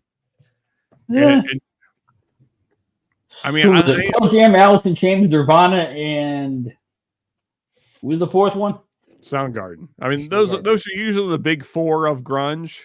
Yeah, I guess if you're looking at those, I kind of lean towards Nirvana just because Nirvana got so overplayed. I feel like they get, but on the other hand, you can say the same thing about Pearl Jam. So 6 of one, half dozen of the other. I mean, so if you're asking me, Jim, AIC got kind of underrated. I mean, if you're asking me, Jim, I think Nirvana is third. By the way, The one thing I will say about Pearl Jam though is that they stood up to Ticketmaster. Damn right.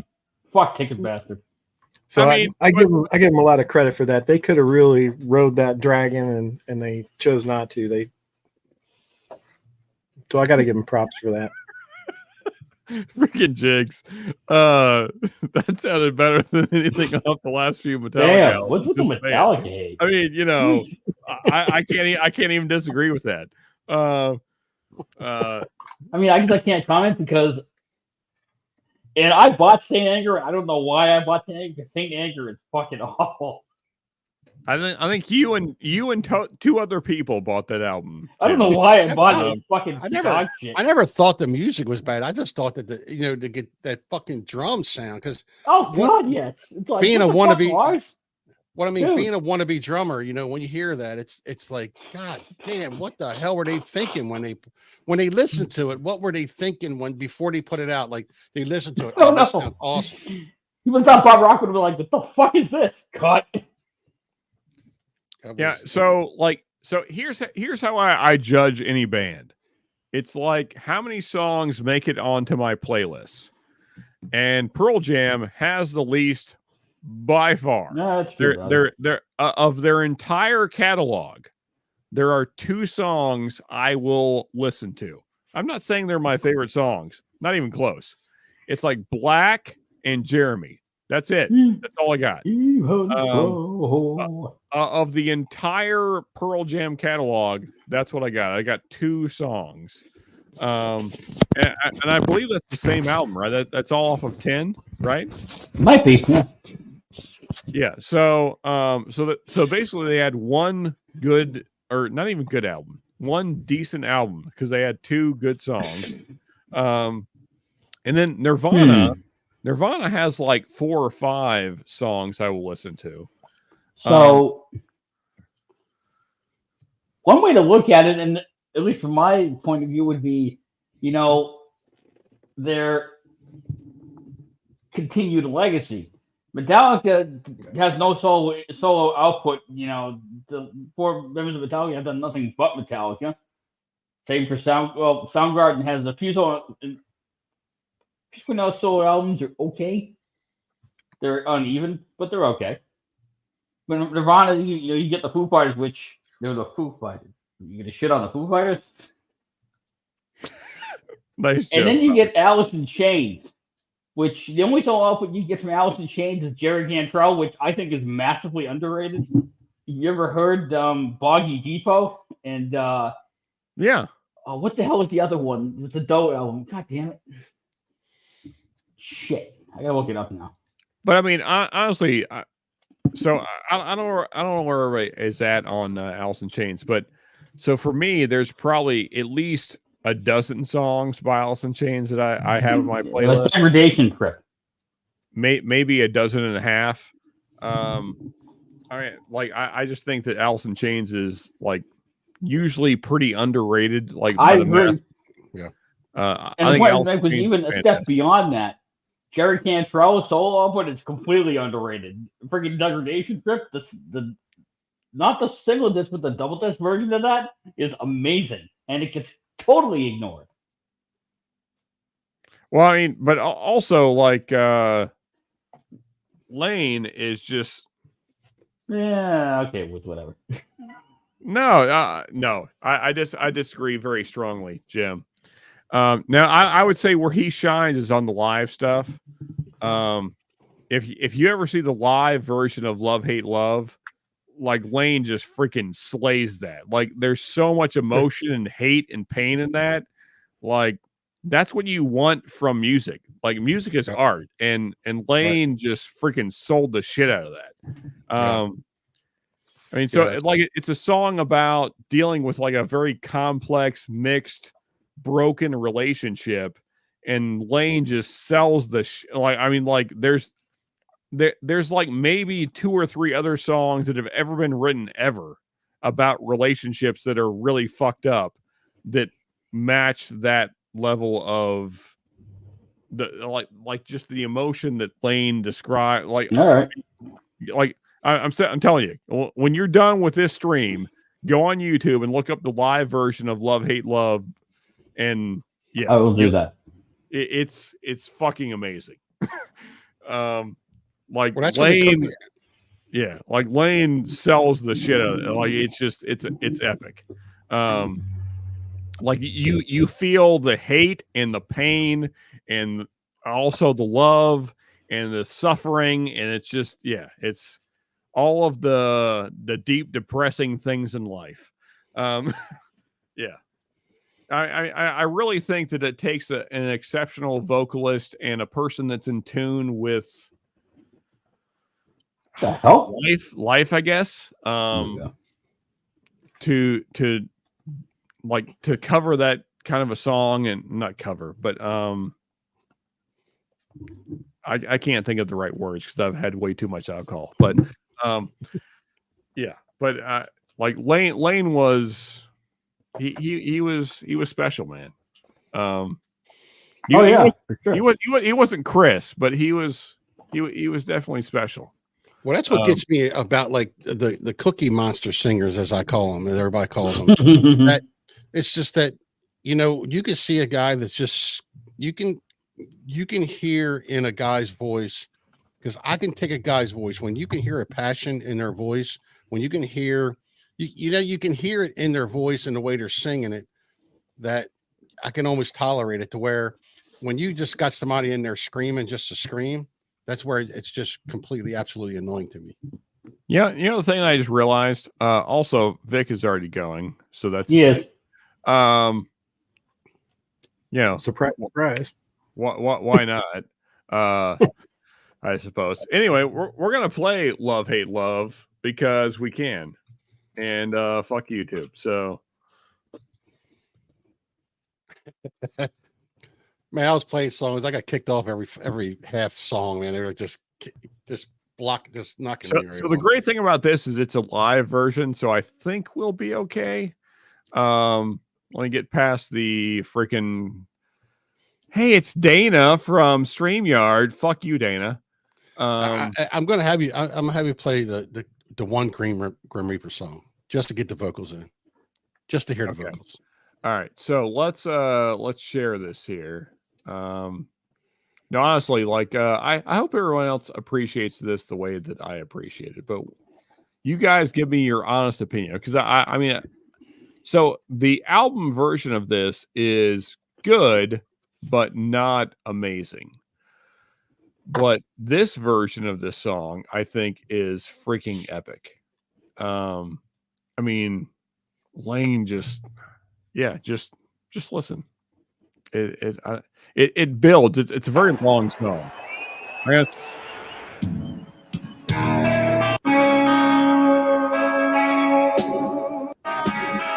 The beginning of this, it's 7 minutes, so I skipped a minute. Have you ever been in a really shitty relationship?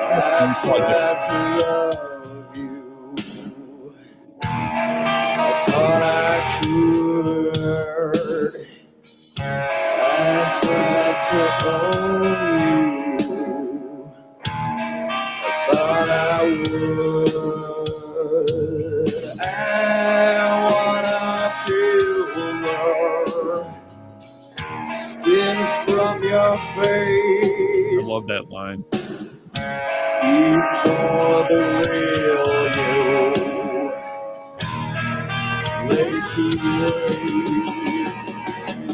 You told me I'm the only one, sweeter than you.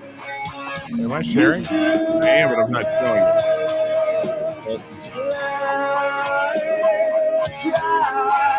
Nope. That's it.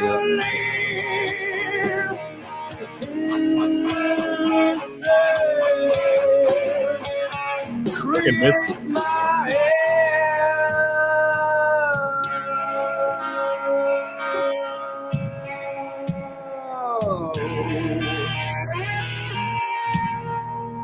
Like, I mean, honestly, like if you have ever been in a shitty relationship where you kind of wanted to kill the girl you were with, but also you kind of still loved her, I can see that. Like this song is old too. Just describes that perfectly. Exactly, Bobby. Lane with the emotion is incredible. Yeah, it just like this live performance just kills, man. It's just so damn good. Let's continue.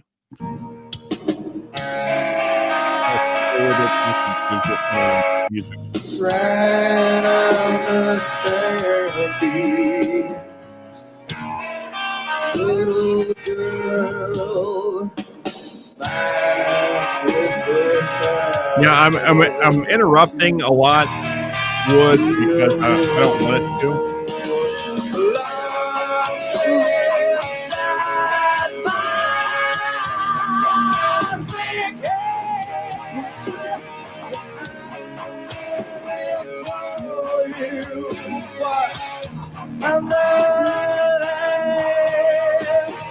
Take my hands back,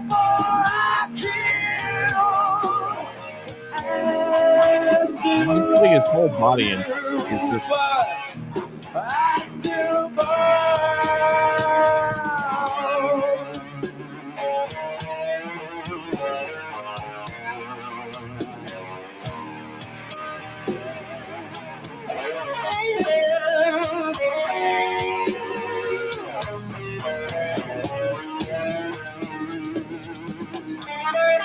Of course, Jerry doing his thing here.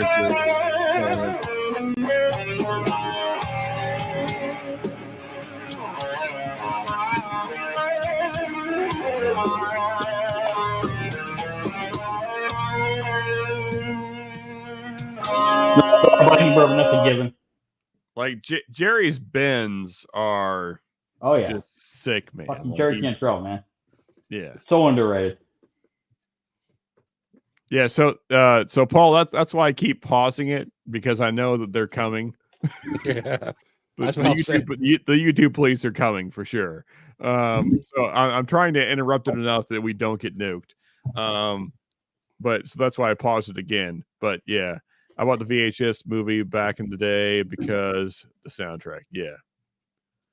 Yeah, man. Yeah, like, I mean, honestly, like everybody always talks about Nirvana, and like Nirvana's great, but they're not as good as Alice in Chains or Soundgarden. Yeah, so what the hell is pressure valve? I don't know. What? Honestly, Ben, I feel like a lot. If this is in reference to me, I feel a lot better now that I'm drinking like real shit, like whiskey and water. Yeah, but stouts. Do not do a bunch of stouts. Good Lord. Have you purged yet, though? What now? Have you purged the tank? No. I just switched to whiskey and water, and I feel so much better. Somebody earlier said have a cup of coffee, and I really think that would probably work you out. No, it would not. If I had a cup of coffee right now, I would go into like some kind of crazy anxiety attack. And then just take a gigantic dump. Yeah, but also be really anxious about it. No, I hate caffeine. My body hates caffeine. So back in the day, they used to make fun of me because we always went to the same bar, the Alley Cat in Broad Ripple, and I used to drink shots of tequila with a coffee back, and I call it South American. I call it South American death, and I was completely wired but yet drunk all at the same time. And yeah, that sounds awful. It'll get you through the night, though. Oh, no doubt. It sounds miserable. Yeah, and Woods, I cannot disagree with that. I think Jerry Cantrell was probably by far. I can't think of anybody that's even close. Bonnie just locked herself up. Sorry. So again, across the panel, is there anyone in the grunge range that is even close to Jerry Cantrell? Jesus. No. Not with the, as you can just see, the passion. Maybe not. Maybe technique wise, but not passion wise. Yeah, don't get me wrong. There were talented grunge guitarists out there, but Jerry Cantrell was on his own level, man. Yeah, I mean, like just like we see in this song, like the way that he is pushing the bends, like just like pushing that emotion through the guitar. Like, yeah, Jerry's just special, man. I can't hardly talk, but yeah, yeah, Jerry Cantrell, man, he's just he is unique. Yeah, I mean, like I really love Soundgarden's guitarist, but I would not put him anywhere near in the level of Jerry Cantrell. In fact, I don't even know his name, so that kind of tells you that he's not on the same level. Oh, jeez. Yeah, but yeah. Anyway, let's get back to this fantastic song, though, shall we? Soju.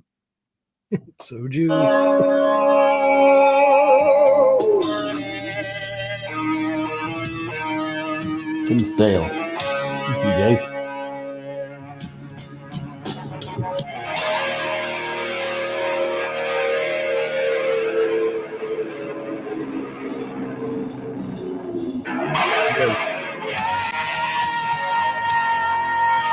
And look at fucking Lane going.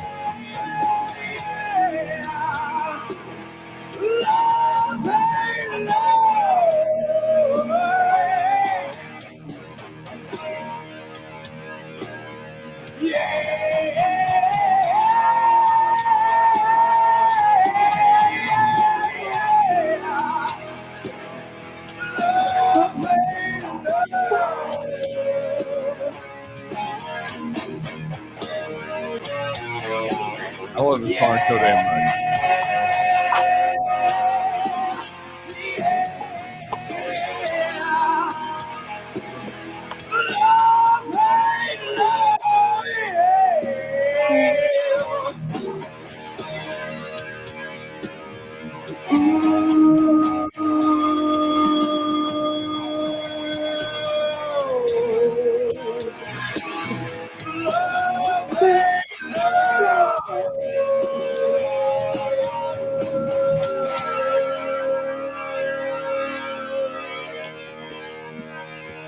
You know, here's the thing about this song for me is like Lane could be singing anything in that tone, and I wouldn't even give a shit. Like the way he sells those vocals. Yep. Man, it's just like he could be saying Rudolph had a red nose, whatever the fuck the Christmas song kid is. I mean, like, just like the passion in those vocals is so damn good, man. Like he just, like he felt that shit. He wasn't just like phoning it in. Yeah, I love that song. Yeah, Miss Lane. Miss Lane, Miss Chris. Yeah. Yeah, they were like two incredible people that we lost from the grunge era, man. And also Kirk is, he's there too. I like Alice in Chains, but I had Chris's solo albums, and when he died, I was just like, oh, damn. That yeah, sucks. Man. No, Chris is my guy. Like Chris is the one that really hurt. He could emote in such a way. And I love Lane, but he couldn't quite emote the same way that Chris could. That Chris could switch from one to another. Yeah. And be two totally different vocalists. No, we were just talking about this on Dan's stream last night, man. Like when I found out that Chris died, like that sucked. Like I mean, yeah. in general, like I don't care about a lot of popular people. Like when Chris Cornell died, man, that fucking hurt. Like cuz like he was my guy. Like I mean, like even back in the day, like when I was a teenager, like I mean, I must have listened to the Soundgarden albums, Rusty Cage and like Bad Motorfinger and Super Unknown. I don't even know how many times I listened to those albums just like back to back with my room dark and my black light on, my freaking lava lamp going and all my freaking glow in the dark posters going, and I was tripping on fucking weed or acid. And yeah, man, I would just like listen to Soundgarden or Alice in Chains, and yeah, like that was like my whole fucking teenage years. Like honestly, like Chris helped me get through like a lot of years of life, like just dealing with shit. Yeah, so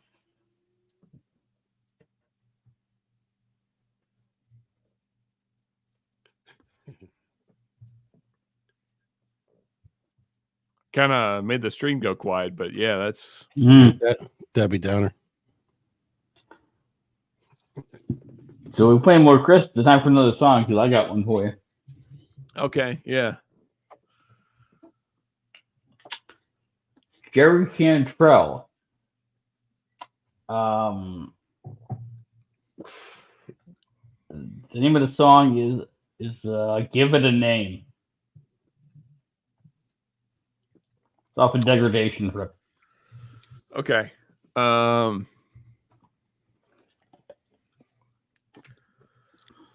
You okay, Sean? Yeah, I'm good, man. I mean, not really, but yeah, it'll be all right.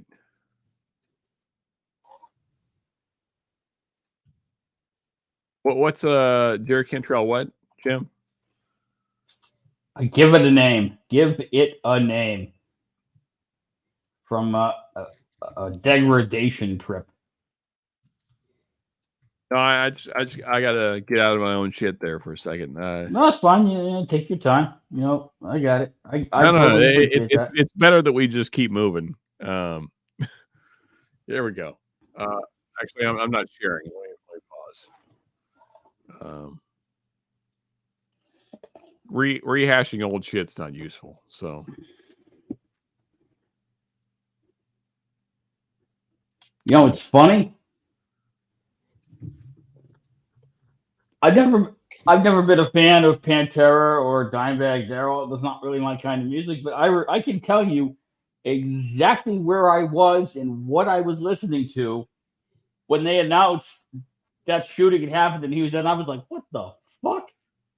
Yeah, Dimebag Darrell freaking completely changed the way people played music when it come to metal. He was, to me, he was a complete innovator when he came out. I mean, that's the only difference. Because Pantera is, it probably is my favorite band, but when it comes to Dimebag Darrell, that's just, I got to see him out a couple times. Cool. The first time I seen him was with, they opened up for Exodus. No, they opened up for Suicidal and Exodus. I seen all three of them, and that's when they just started really. Cowboys from Hell was just starting to take off. Yeah, they're good, man.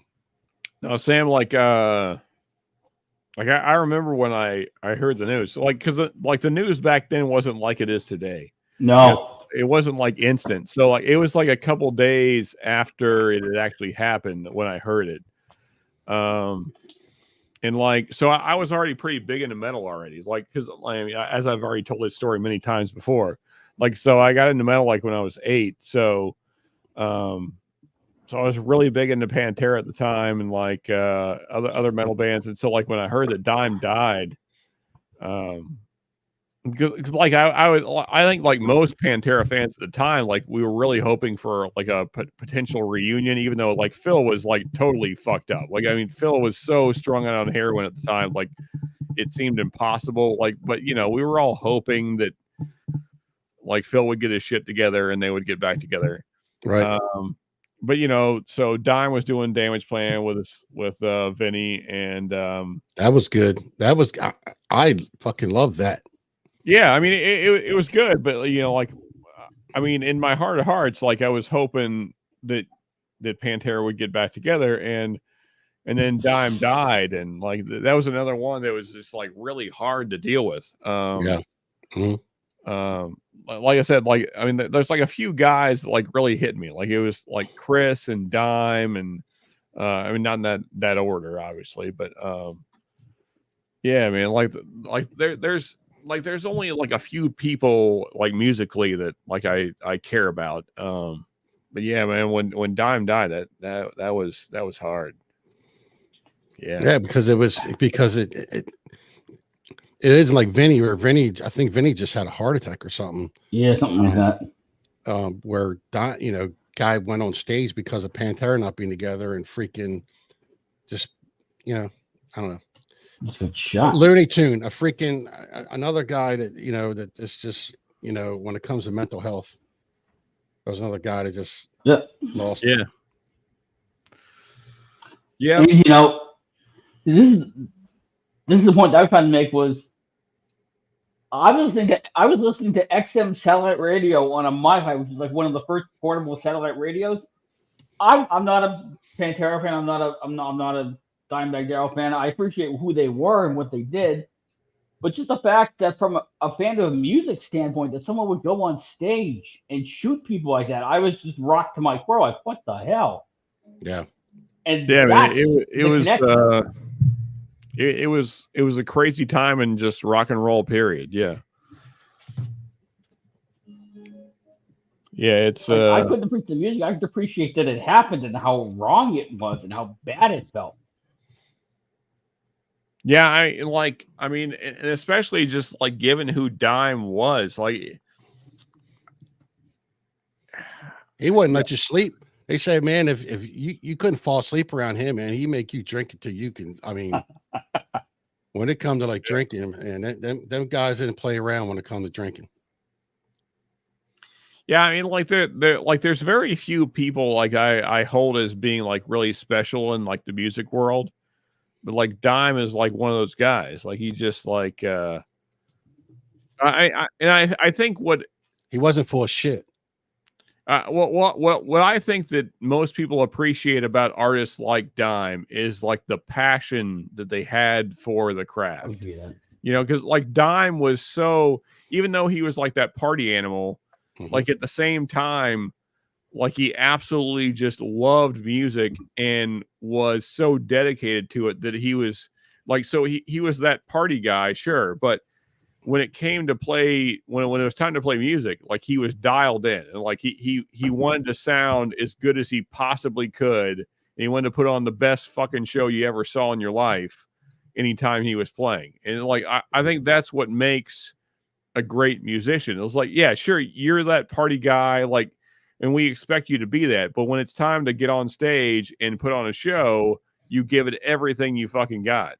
And like, and that's what makes me appreciate guys like Dime and Chris and Lane. Like that's what makes them special to me in my mind, is that like they just gave it everything they fucking had. Like, and sure, you know, and like basically every single case it killed them, because like they were just so dedicated that it like eventually that kind of drive for perfection and need to be better like kind of overwhelms you with depression and things, and you take yourself out. And not in Dime's case, obviously, but No.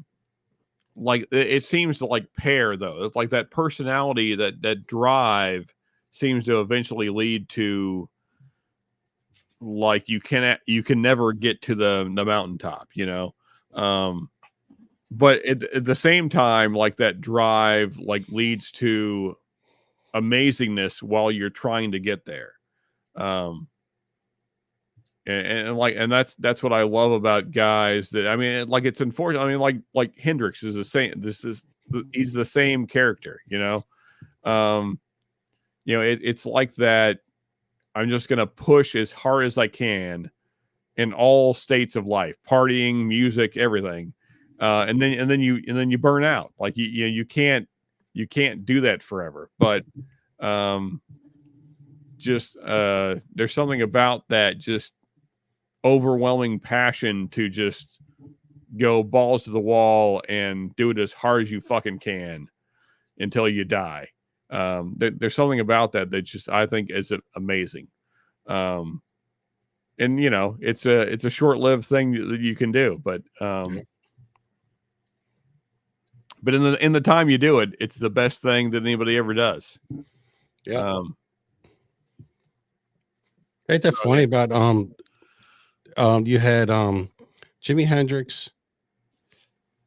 Oh, why am I forgetting his name? Janis Joplin and Jim Morrison.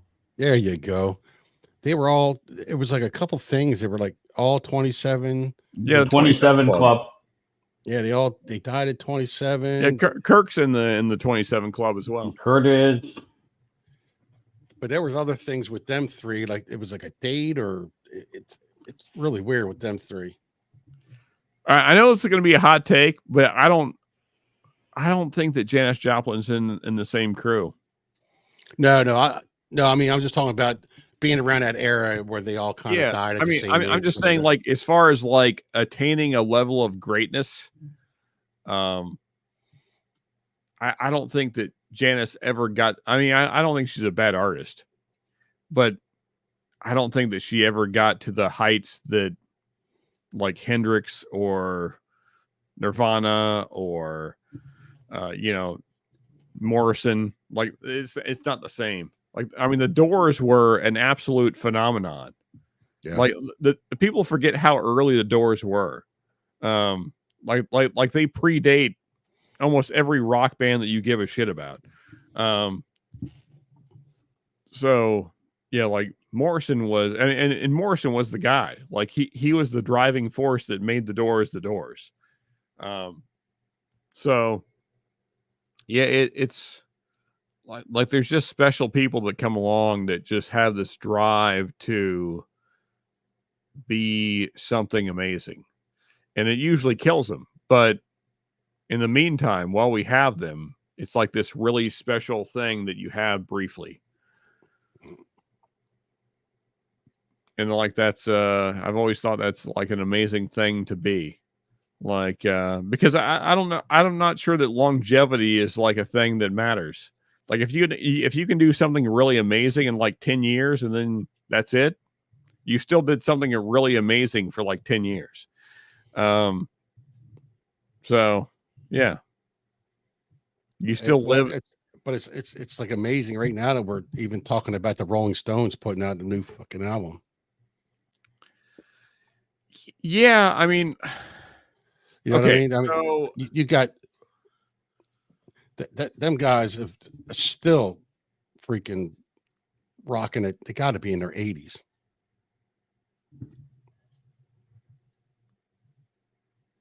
Wait, when is this? Oh, that was a while ago. I don't know where Jim's at. Ben's on mute. Anyway, should we take this backstage? So there's Rusty who's passed out. Is he breathing? Is he still back there? Oh yeah, I've kept him backstage. Has he moved? I mean, it's for my own personal enjoyment, but he's still back there. I want that Homer Simpson. Has he moved? I'll be right back. Wait, Sean, we can't see that. There. Rusty, buddy. What's up, Bourbon? What's up? Rusty, wake up. No, I honestly like Rusty. Like all jokes aside, if anybody has Rusty's contact info, Rusty, maybe shoot him a text or a call just to make sure he's okay. I might have it. Hang on, I might have it. Anyway, I'm gonna remove him again because he's been down for a while. Yeah, I do have his number. I'm calling him. Okay. Come on, let's see if you can hear the phone. Okay. Oh. Here we go. We got movement. This is good. Nice. Rusty.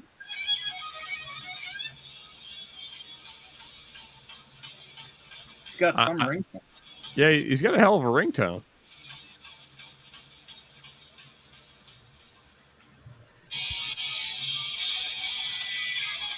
All right, so he's not Rusty. dead, which is the most important part. I think he's trying to answer right now. Okay. Rusty. Well, I'm not trying to embarrass the guy. I just want to make sure. No, we're trying to make sure he's all right. I mean, he has made clear he has, had some medical issues. Okay. Well, we'll leave him in the background. Anyway, everybody out there, thank you so much for hanging out tonight. It was an interesting stream.